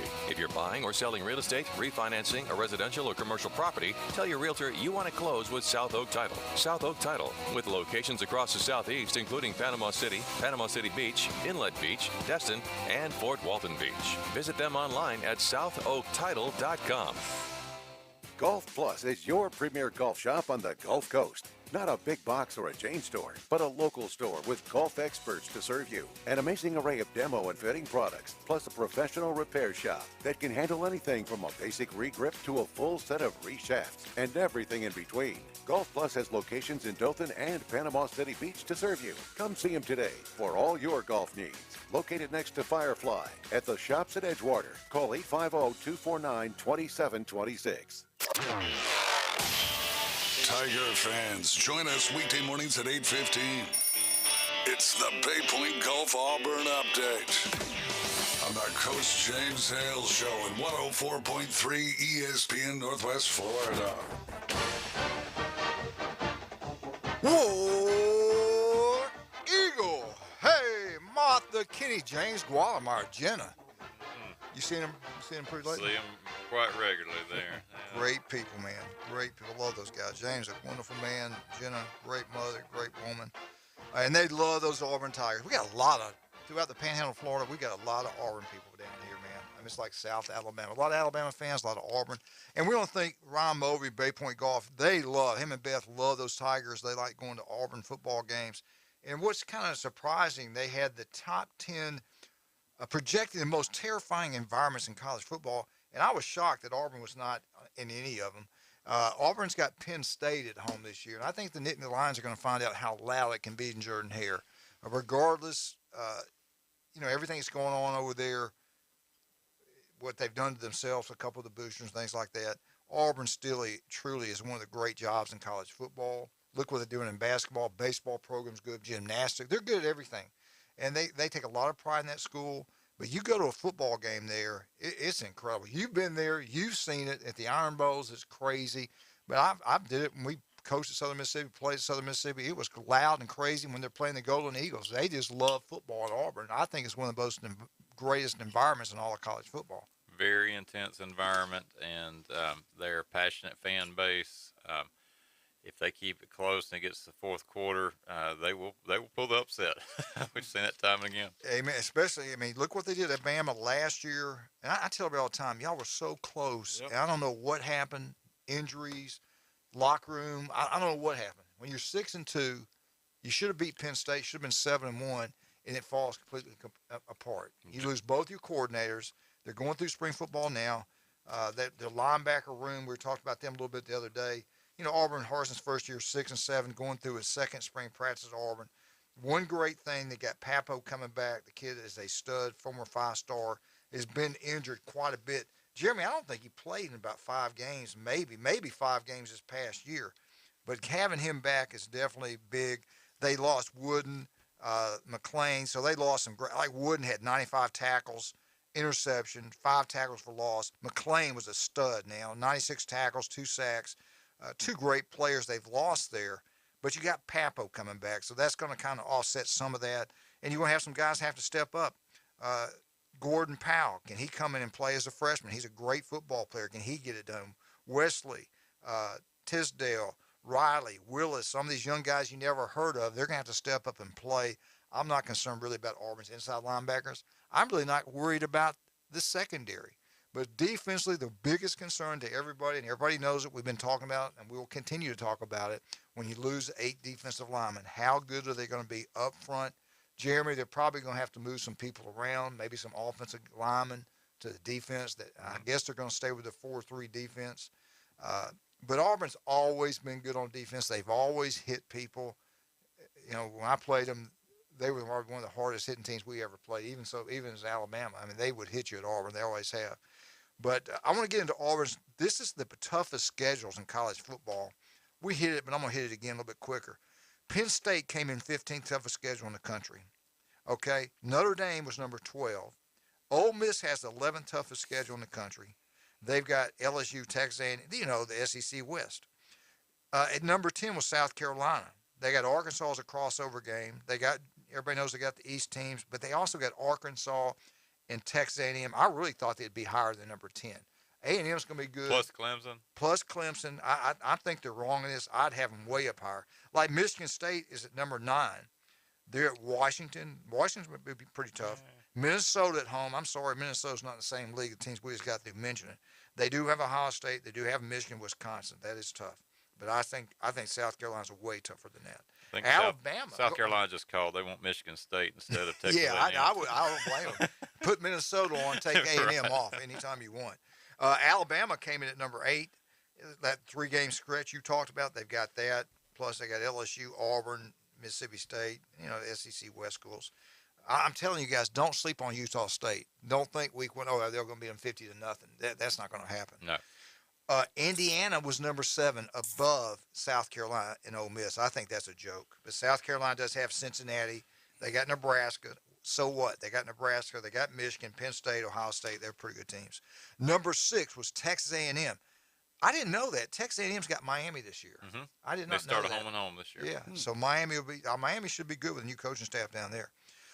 You're in SEC West. Number 5, Ohio State's got a tough schedule. They got Notre Dame week 1. They got Wisconsin. They got Michigan State. They got Michigan, Penn State, Big Ten. So I can live with that one. Number 4, I definitely agree with Arkansas. You got all those West teams. You know who they got week 1? Cincinnati. Yeah. Cincinnati week 1. They got South Carolina's a crossover. Then you got the SEC West, man. So that's a tough schedule. Auburn. The Auburn Tigers came in at number 3 as the toughest schedule in college football. And you could argue it could be 1 or 2, seriously, after you see the other 2. But Auburn at home, Penn State. But, guys, on the road, you got to go to Georgia, defending national champs. You got to go to Alabama, just finished 2nd in the country. And you got to go to Ole Miss. I think Ole Miss is going to be good. I don't think Ole Miss is going to have a big drop-off. I really don't. No, I think they're going to be pretty darn good. Then at home, at home we got Arkansas, we got LSU. I mean, Auburn's schedule is brutal. Who's your biggest 2 rivals? Georgia, Alabama. I don't care how good they are. The Auburn people don't want to hear that. They want you beating those teams. Mm-hmm. And when you lose to them 2 or 3 years in a row, you ain't going to be there very long. Yeah. So it is. I think Auburn's schedule could go as the number 1 toughest schedule. Number 2, you have the number 2? Maryland. All right. Who do they have? SMU in the Big Ten. They got 6 ranked teams. SMU in the Big Ten. I'm sorry. Auburn's got Penn State, and they play in the SEC West. And they got Georgia as a crossover. Yeah. Did Austin Peay make the list? Because they got Alabama this year. Yeah, really. So I think Maryland should be behind Auburn. I really do. And number 1, the toughest schedule in college football, Mississippi State. They've got 7 ranked teams they got to play. They got Memphis again. Arizona. And Arizona was atrocious last year. They were terrible, weren't they? 1-11. Yeah, they were terrible. Yeah, I don't get it. Now they do have Georgia. I think they have Georgia and Kentucky. I guess they're going out to the desert to play though, because they'll play Memphis at home. They went up to the Liberty Bowl last year, so maybe just the trip out west is enough. I do believe Auburn would change out Memphis or Arizona for Penn State. Yeah. I do believe Penn State will be a little bit tougher competition than those 2 teams. That's just me. And Mississippi State is in the West. That means you got to go through all those teams. They got Kentucky. There's a lot of people saying it's the 3rd best. For some reason, most of the things I've got, they have Georgia number 1, Tennessee 2nd, which I don't get, and then Kentucky 3rd. I'd have Kentucky 2nd, Tennessee 3rd. That's just me. But they do have Georgia and Kentucky. So that's the toughest schedule in the country. I would put Auburn right up there as the toughest schedule. And I tell you what, Arkansas' schedule is pretty doggone tough, too. So some of these non-conference games, which one are you looking forward to seeing the most? Of all these non-conference games? Some of these that we mentioned the toughest schedule. Honestly, week 1, you got a lot of great games week 1. Yeah. I want to see Ohio State and Notre Dame, just because they're 2 big blue bloods. Who typically avoid each other. Yeah, I want to see LSU, FSU on Sunday, which is great. It's on a Sunday night. We can all watch, the whole country. And I love that. That's going to help them recruiting because, Tommy, everybody in the world is going to watch the same thing that happened in Tallahassee last year with FSU, Notre Dame. Yeah, I like that. I don't know, Penn State, Auburn, I'm looking forward to watching that game because I think Penn State, they've been to Tuscaloosa and they've seen how crazy it is there. They're going to go into Auburn. They're going to be surprised how loud it is playing at Auburn. And I hope it's a day game, a 2:30 CBS game where it's really hot for them early in the year. I don't know, which ones are you looking at? All of those that you mentioned, I think, are interesting. The Cincinnati-Arkansas game, to me, takes on a little bit of an appeal now. Like, are we going to have the Bearcats hanging around that conversation that they did all year last year, or is it over week 1? Right. Be over week 1. That's a knockout game. The new love of the country is Houston. They beat Auburn in Birmingham. They have already seen it. Houston's the next national champ. They should be in. And their schedule's not very tough, but if they win all their games or just lose one, you're going to hear it all year long. It's Houston this year, not Cincinnati. And Maryland SMU, same way. SMU's done fairly well. So if they don't go up to Maryland and get the win at College Park there, it could be over pretty quick for the AAC. I'm not excited about watching Maryland SMU. I'm not excited about watching Mississippi State play Memphis or Arizona. But Memphis always plays really tough against SEC schools. They do, and they're not scared of Ole Miss or Mississippi State. I mean, they all recruit out of the same area, and it's kind of like a Southern Miss playing Alabama, or they all know each other at this point. What do you think about the Texas A&M Miami game? That's really where, I think A&M wins pretty big year one, but year two might be different. Now, Auburn, they're out recruiting really hard. They've got one commitment for the 2023 class right now. They got this Henderson kid from Leaks High School. This is a kid they want. This kid is a freak. He was at the Iron Bowl, and everybody saw him. They thought the guy was like a 2022 recruit. I think the guy was like a sophomore or a freshman or something. Anyway, this guy's 6 foot. He's 6'3", 240. He was at the Iron Bowl, and they say he physically looked unbelievable. He's received an offer from Auburn on February 28th. He couldn't wait to get the offer from Auburn. He got a call from the Auburn's linebacker coach, and he was really thrilled about it. And Henderson's goal is to get offers from just about all the schools that he really likes. You know, Alabama, Georgia, LSU. This is the same old guys. He's got a visit scheduled to go to LSU. He took a trip to Ole Miss. He says, I could care less about all the rumors about Coach Harsin, all that stuff that went on at Auburn. I could care less about that. So he's excited about the offer from Auburn. If they get him, Jeremy, this is a big pickup for Auburn. He's a 4-star linebacker, ranked the 18th best linebacker in the nation. And this kid, seriously, he stood out to everybody. When everybody saw him in person at a young age in last year's Iron Bowl, they're like, wow, that's a good-looking, 6'3", 240. He'll probably be 6'4", maybe 250 by the time he gets through. Yeah, they'll beef him up. Yeah, so I don't know if he winds up at Auburn. I don't know if Bama or Georgia gets him, but I know he likes Auburn. I know Auburn's got a good shot at getting him. And this would be a big pickup for them. So hopefully they'll get him, and hopefully, that's the big deal. How are they going to do in recruiting with everything that's going on? This kid goes, I don't care about that. The big question mark for me for Auburn is who's going to be the quarterback. Amen. Did you see who they got? Well, they got 5 quarterbacks. There's a kid that, don't forget, this kid that played at Hoover High School, went out to Oregon, transferred back to Auburn. You keep an eye out on him. I've watched that kid play in high school. The kid can play. He might surprise everybody. Robbie Ashford. That's who it is. You wait and see. He might surprise And they got everybody. Kazada kid from Texas A&M. The guy that beat Alabama. The guy that beat Alabama. And they got LSU's quarterback, Max Johnson. Yeah. We got to go.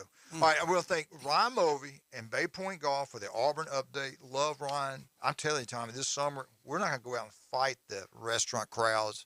We're not even going to head to Pier Park. What we're going to do on Friday and Saturday nights, we're going to have a great meal, great atmosphere, watch everything on TV, listen to great music.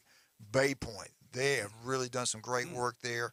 Only going to get better. More news on that as the year goes. This month, it's going to get cranked up. But the summertime is the place to be. Bay Point Golf. We'll be right back. 104.3 ESPN Northwest Florida.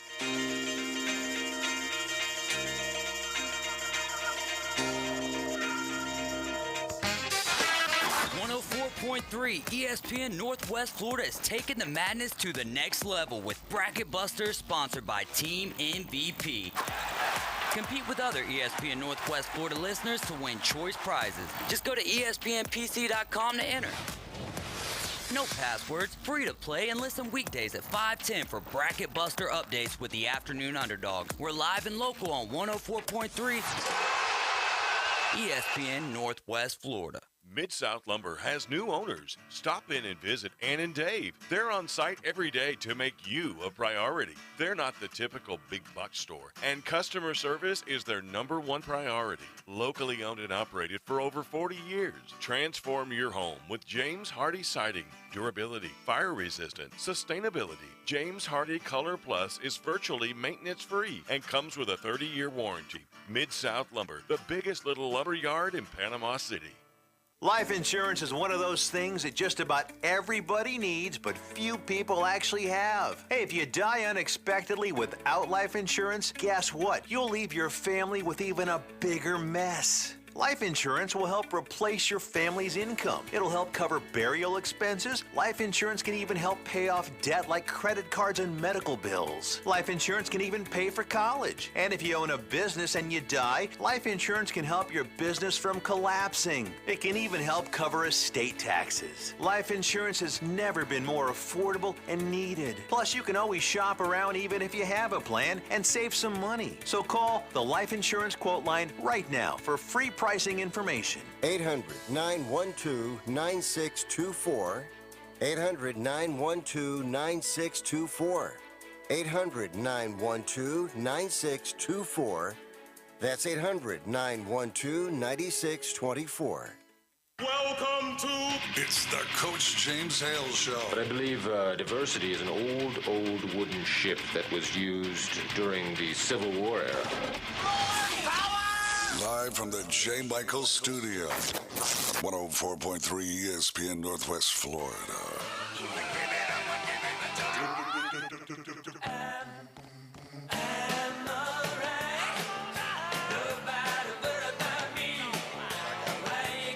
Welcome back, 104.3 ESPN, and we was talking off air there about Auburn again, about their quarterbacks. They got 5 quarterbacks to choose from. It's going to be Coach Harson's going to have his hands full of trying to figure out who is the one that needs to be out there. So that's going to be interesting to watch Auburn, who's going to be their number 1 quarterback when the season starts. They got a lot to choose from. They do. They have some great players. Beat Bama. Yeah, A&M transferred over. I just question his speed and everything. T.J. Finley played in the Iron Bowl. Mm-hmm. I'm not sure he's the answer. I'm high on the kid from Oregon. You like the Ashford kid. I like the kid from Hoover High School. Has been nothing but a winner wherever he's been. I met his mother was at one of the Alabama games in a recruiting thing, and I didn't talk to the mother, but I talked to the mother's friend that was telling us all that information about him. And I've watched him over the years play at Hoover. The guy's a winner, man. I just think he could be the big surprise. He can run. He can throw. Great athlete. Who knows? And they had a 5-star, Connor Wigman, at Auburn also. I don't know where he came from, but he is a 5-star quarterback. Yeah. And of course, we'll see. We'll see how it all plays out. Yeah, I want to ask y'all guys this. If I find it, let me find it real quick. What was it? Do y'all guys agree with this? I'm going to go over this with you and see if you agree with this. They did a list of about 5 coaches. They feel like they're overpaid. And I'm going to go through them and see what you guys, if you believe it or not. I kind of agree with some of them. I'd maybe switch the order up. But number 5, of the top 5, overpaid. In other words, they're not delivering like they should. Penn State, you know who number 5 is? They play at Auburn, and they wear blue and white. Penn State, James Franklin. James Franklin could lose his job. $7 million a year. They got him at number 5. It go from the highest to the best to worst as far as overpaid coaches. He comes at number 5. Mm-hmm. He has the Big Ten title, 2006. He lost the Rose Bowl to finish 11-3 that year. He went 11-2 the next season. Went to the Fiesta Bowl. Goes 11-2 in 2019. So he had a run there, Jeremy. He had a run there. It was pretty nice, Tommy. Mm-hmm. He won the Cotton Bowl that year, 2019. But since then, listen now, since then he's gone 11-11. Of course, you got to remember the COVID year. Yeah. He goes 8-10 in Big Ten play. He's the 3rd highest paid coach in the Big Ten. And everybody in the country wanted him. Yep. And he hadn't done nothing in the last couple of years. Yep. And it got him a raise because they thought Southern Cal was going to go after him, and some of these LSU. And he did a great job at Vandy. I say he's a good, solid coach. I don't think he's an elite coach. I never have. Yet he's making elite money, $7 million a year, just signed a big new deal. I don't know. Am I wrong on this one? What do you guys think? He's the Jimbo of the North. Yeah. That's perfect, what you just said. I didn't even think about it. You're right. I think you're right.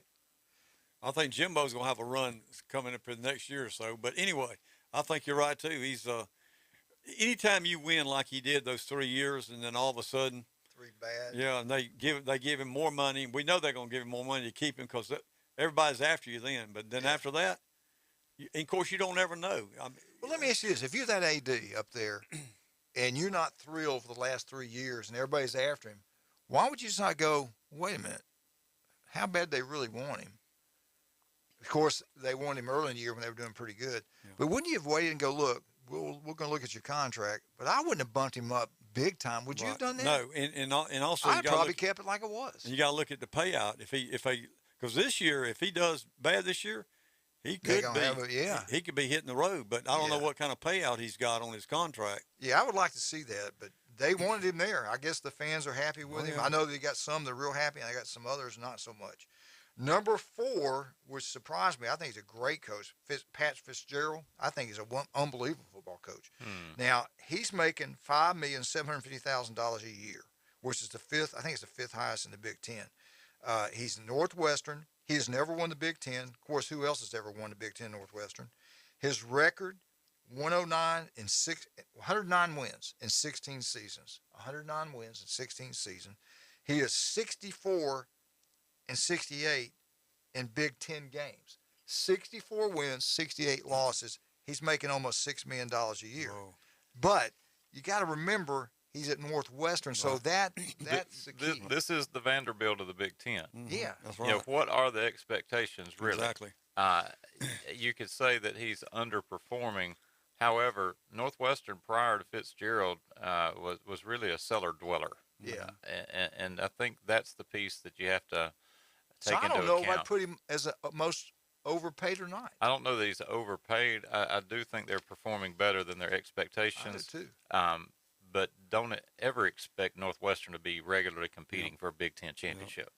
All right, coming in at number 3, just got a big raise, the new football coach at Miami, Mario Cristobal, making $8 million a year, haven't coasted down yet.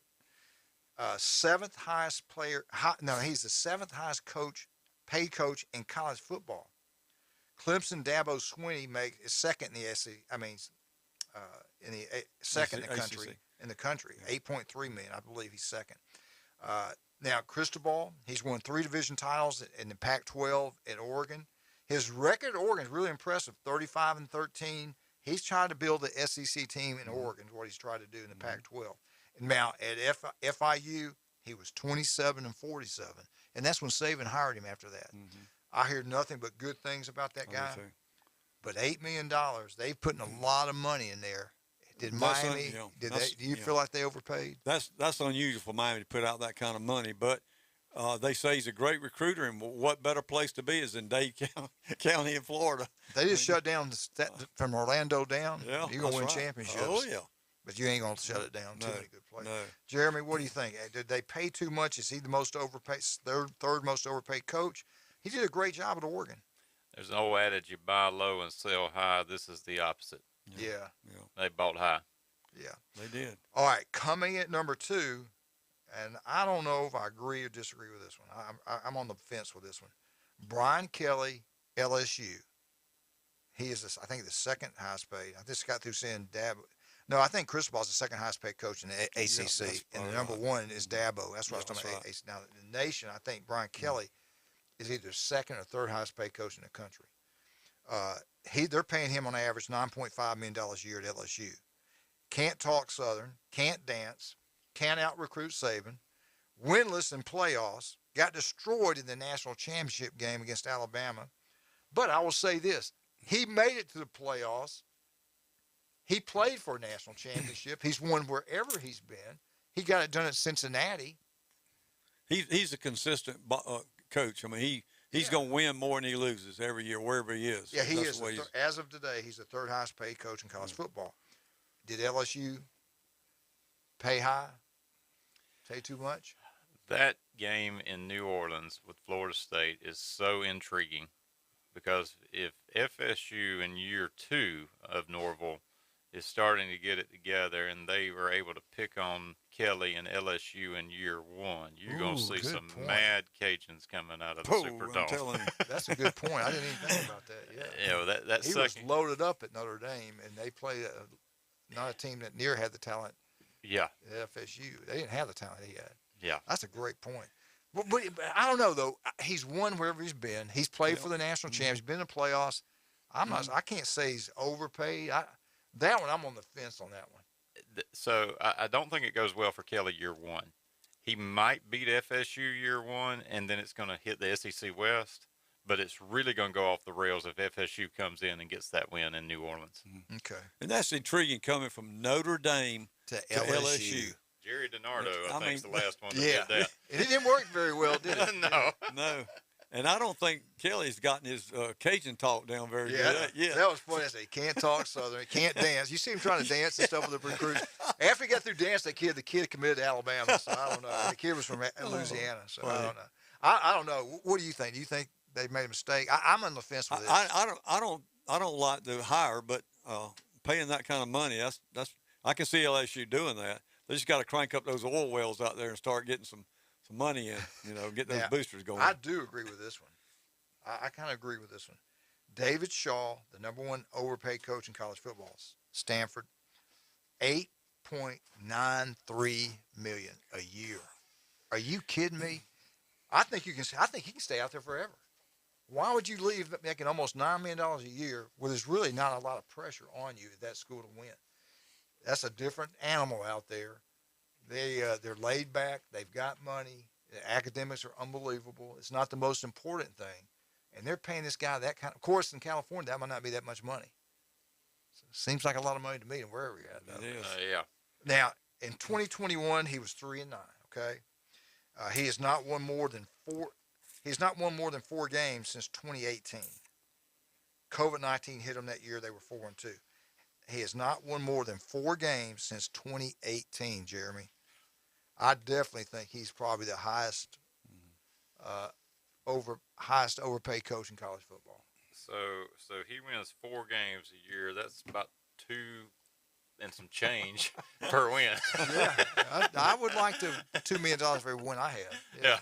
The best thing he can do is get a free car and free gas out in California. That'll raise his salary up a bunch. He can afford to fill his car up now. That's crazy, man. Yeah, I had to go get a second mortgage to fill up that truck. Well, those kids pay a lot of money to go to Stanford, so I guess they drawn out of the pot there. That was interesting to me. I do agree with this one, and I was surprised that Jimbo Fisher was not on there. Yeah. He is making $9.5 million also a year, and what has he done that the other coach hadn't done? He's won about 8 games on average a year. He beat Alabama. Well, he's telling every booster he beat Alabama. I mean, that's his card right now. He beat Alabama. Well, the best thing Jimbo did, he got a great buyout. So they're going to have to. Of course, they could pay him out, but I don't that's think they will. That's guaranteed money. $95 million guaranteed. Well, how would you like to have that? Jeremy, I don't care how well you preach this Sunday. We're going to give you $95 million regardless. Yeah. Wow. Yeah. Unbelievable. That's kind of unbelievable. Anyway, all right. We'll be right back to finish up with Tommy and Jeremy. Let's talk about some of our great people, like Blue Sky Express Car Wash, Paparazzi Gourmet Deli. Both those people do an incredible job at their businesses. Also, don't forget about Jay Michaels. They do a great job. Rudy's Barbecue on Bat Beach Road. Ethan Boyd really and truly does one of the best jobs around. You know what? I love Ethan. Got a great personality, very positive. Him and his wife both graduated from Texas A&M. She just had a baby boy. The other day, I was like, why didn't you come? I just had a baby, Coach. I said, oh, congratulations. But anyway, wonderful man. And they hire great, you've been down there, they hire great people. Everybody's got a smile on their face. People, Huge employee, a lot of employees there. And I tell you, the food's incredible. You will love it. Go try it. It's on Bat Beach Road. I guarantee you'll love it. We'll be right back. 104.3 ESPN Northwest Florida.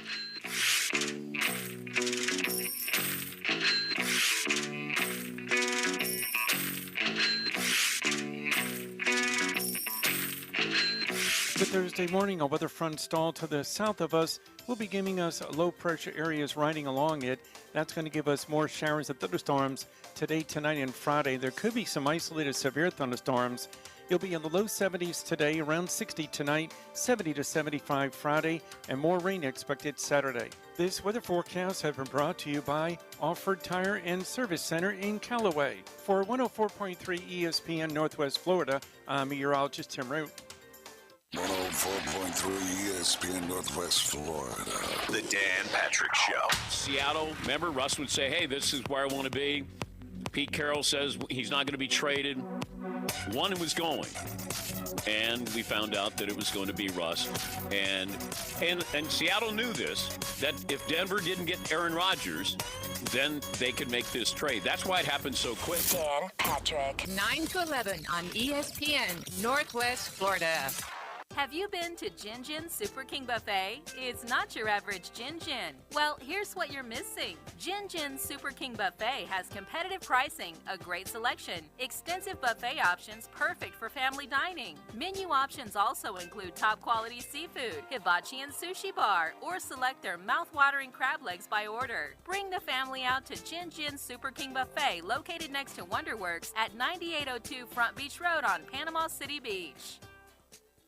Ben and Deb Collins, owners of Bay Guns and Gear, have been in business since 2010, offering new firearms and accessories with a huge selection available for your hunting needs and personal defense. Turn to Bay Guns and Gear. They have the weapon for you. Discount pricing. And if you can't find what you're looking for, they'll special order it for you. Bay Guns and Gear, across from Grease Pro at 3115 Highway 77. Visit their website, baygunsandgear.com.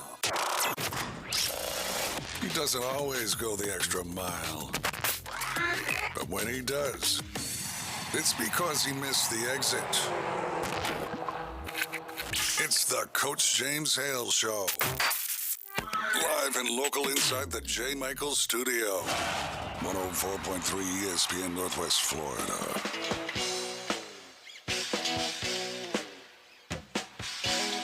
And welcome back to 104.3 ESPN Northwest Florida. Rain, that's some good, you play some good music today. Really good stuff. Thank you for doing that. Tommy Santamont, Jeremy Pridgeon in here today. We're looking up some stuff for the Florida High School Athletic Association. I guess everything, Tommy, now is official. It's all done. Tommy? Yes. Yeah, we've got the metro areas and the suburban areas. And no the appeals. Everything's done. Individual schools can appeal based on geography or classification, but that's now on a case-by-case basis with the FHSAA. So, locally, District 4, Suburban 2 is Childs, Crestview, Mosley, Leon, and Niceville. That's a tough district. Baby, say it one more time. Childs, Crestview, Mosley, Leon, and Niceville. Niceville, Crestview, usually really good. Mosley, wow, okay. Yeah, that'd be some great ball games there in District 4 S now. We're going away from A's and all that. It's M or S or R. And what go back? M Metro, S Suburban, R. Yeah, in 3S, 2, Arnold, Lincoln, and Rickards. A 3-team district. So they kicked somebody out then. Lincoln, Godby. What happened to Godby? Godby is going to be, I think, probably in the 2. You know what? They might be okay staying there now. Yeah. Because you get Godby out of there. Don't schedule them. Who's the other? Lincoln and who else? Oh, it's Lincoln and Rickards for Arnold. So they can compete with Rickards. Lincoln's going to be tough. And those are your only 2 district games. 2 district games, and then go get yourself a schedule. And go get a schedule. I would think I'd stay the East. Yeah. Who's the West? They got the West. The West was Choctaw, Escambia, Fort Walton, Pine Forest, and Booker T. Washington. Arnold came out okay. Yeah. If you go West, you're going to have 2 tough ones right there. Right there. Escambia is unbelievable, and so is West Florida. No, Pine Forest. Yeah. What about West Florida? They're not in that? They must have dropped down. West Florida is in 2S1 with Walton, Catholic, and Pensacola. Okay. And that's where most of our other local schools ended up in 2S2. That's Bay, North Bay Haven, Rutherford, and South Walton. Time out. What are we going to do now? If they're out of the Bay counties, they're not going to let them play and have conference being in the tournaments. Can't be getting any kind of awards, county player of the year, and all that kind of stuff. How are they going to play them? They have to play them. There's no doubt, unless they want to forfeit, and they're not going to do that. They got to play them. Yeah, you can't just say you can't play in that's the FHSAA. That's who governs athletics. I know county's got some rules, but yeah, they're gonna have to play. Wow. Okay. Yeah. So 2S2, pretty tough there. Mariana, I think, kind of drew a tough draw. Florida High, Gadsden County, Godby, and Mariana. Whoa. Say it again.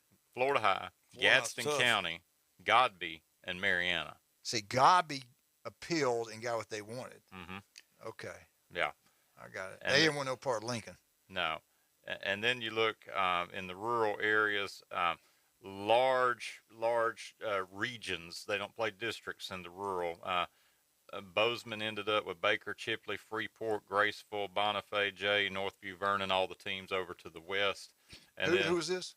Bozeman ended up with all. Is that all those teams in one district? They're calling it a region, and so that's right. That's right. Okay. So the top 6 teams get out as far as the regions go, and then I'll tell you what, he's one of the best coaches around at Bozeman. And then on the east side of this, Bluntstown, Cottondale, Franklin, Jefferson County, Liberty, St. Joe, Sneads, and Weewall.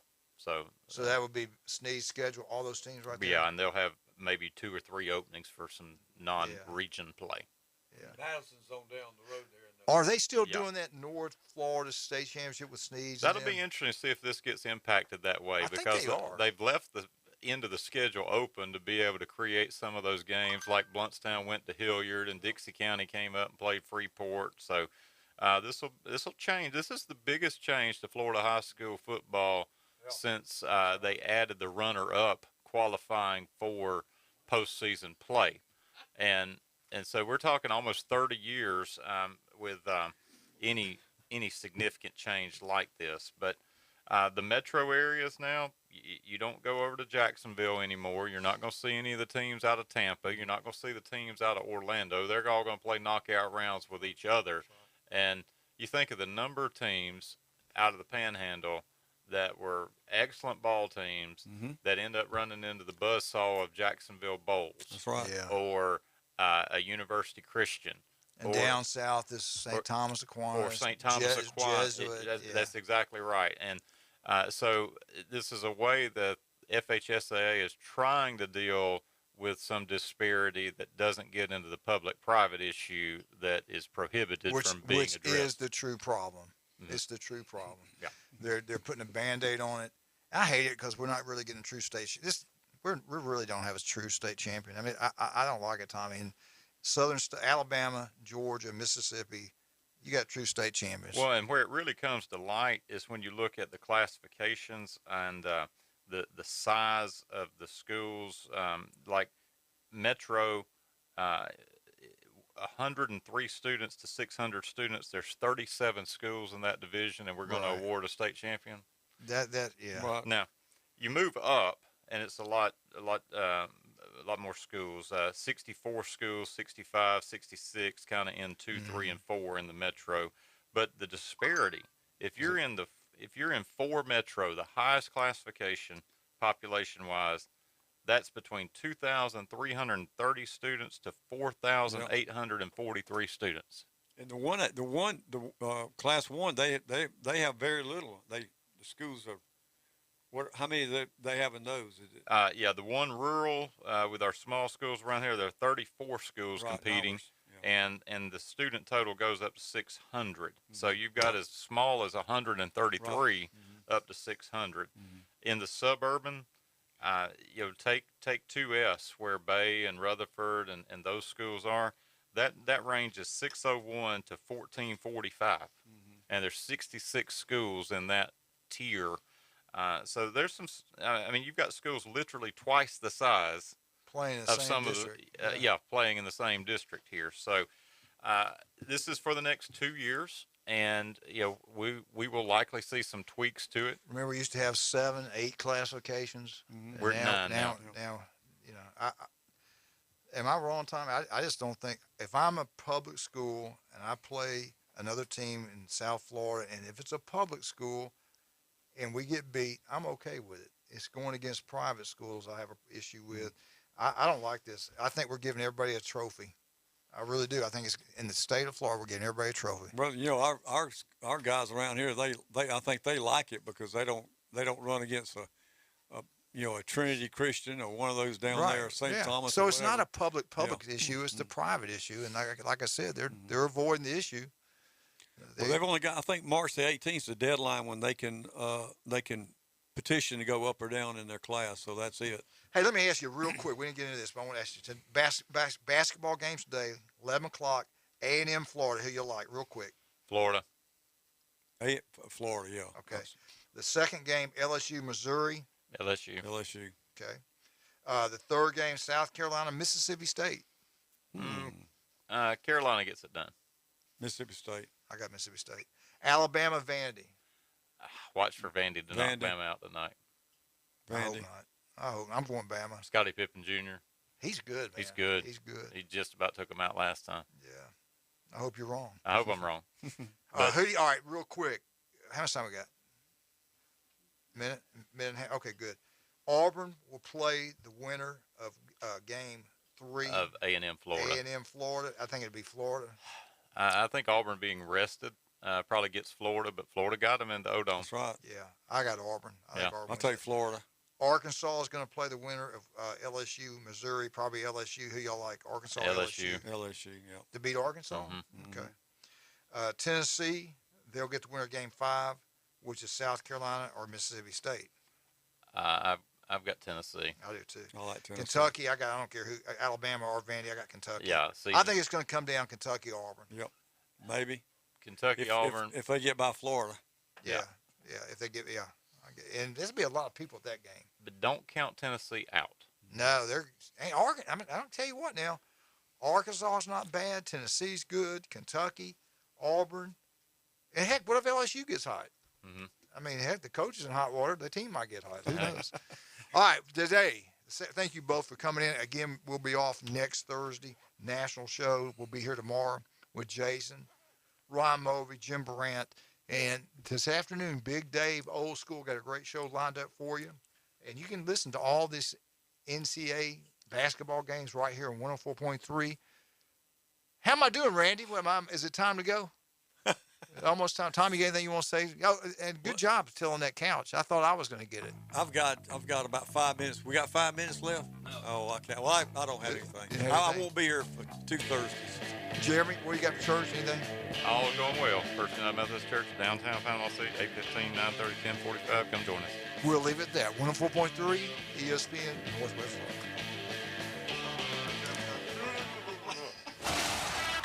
104.3 ESPN Northwest Florida presents the madness of college basketball. Who will be this year's Cinderella?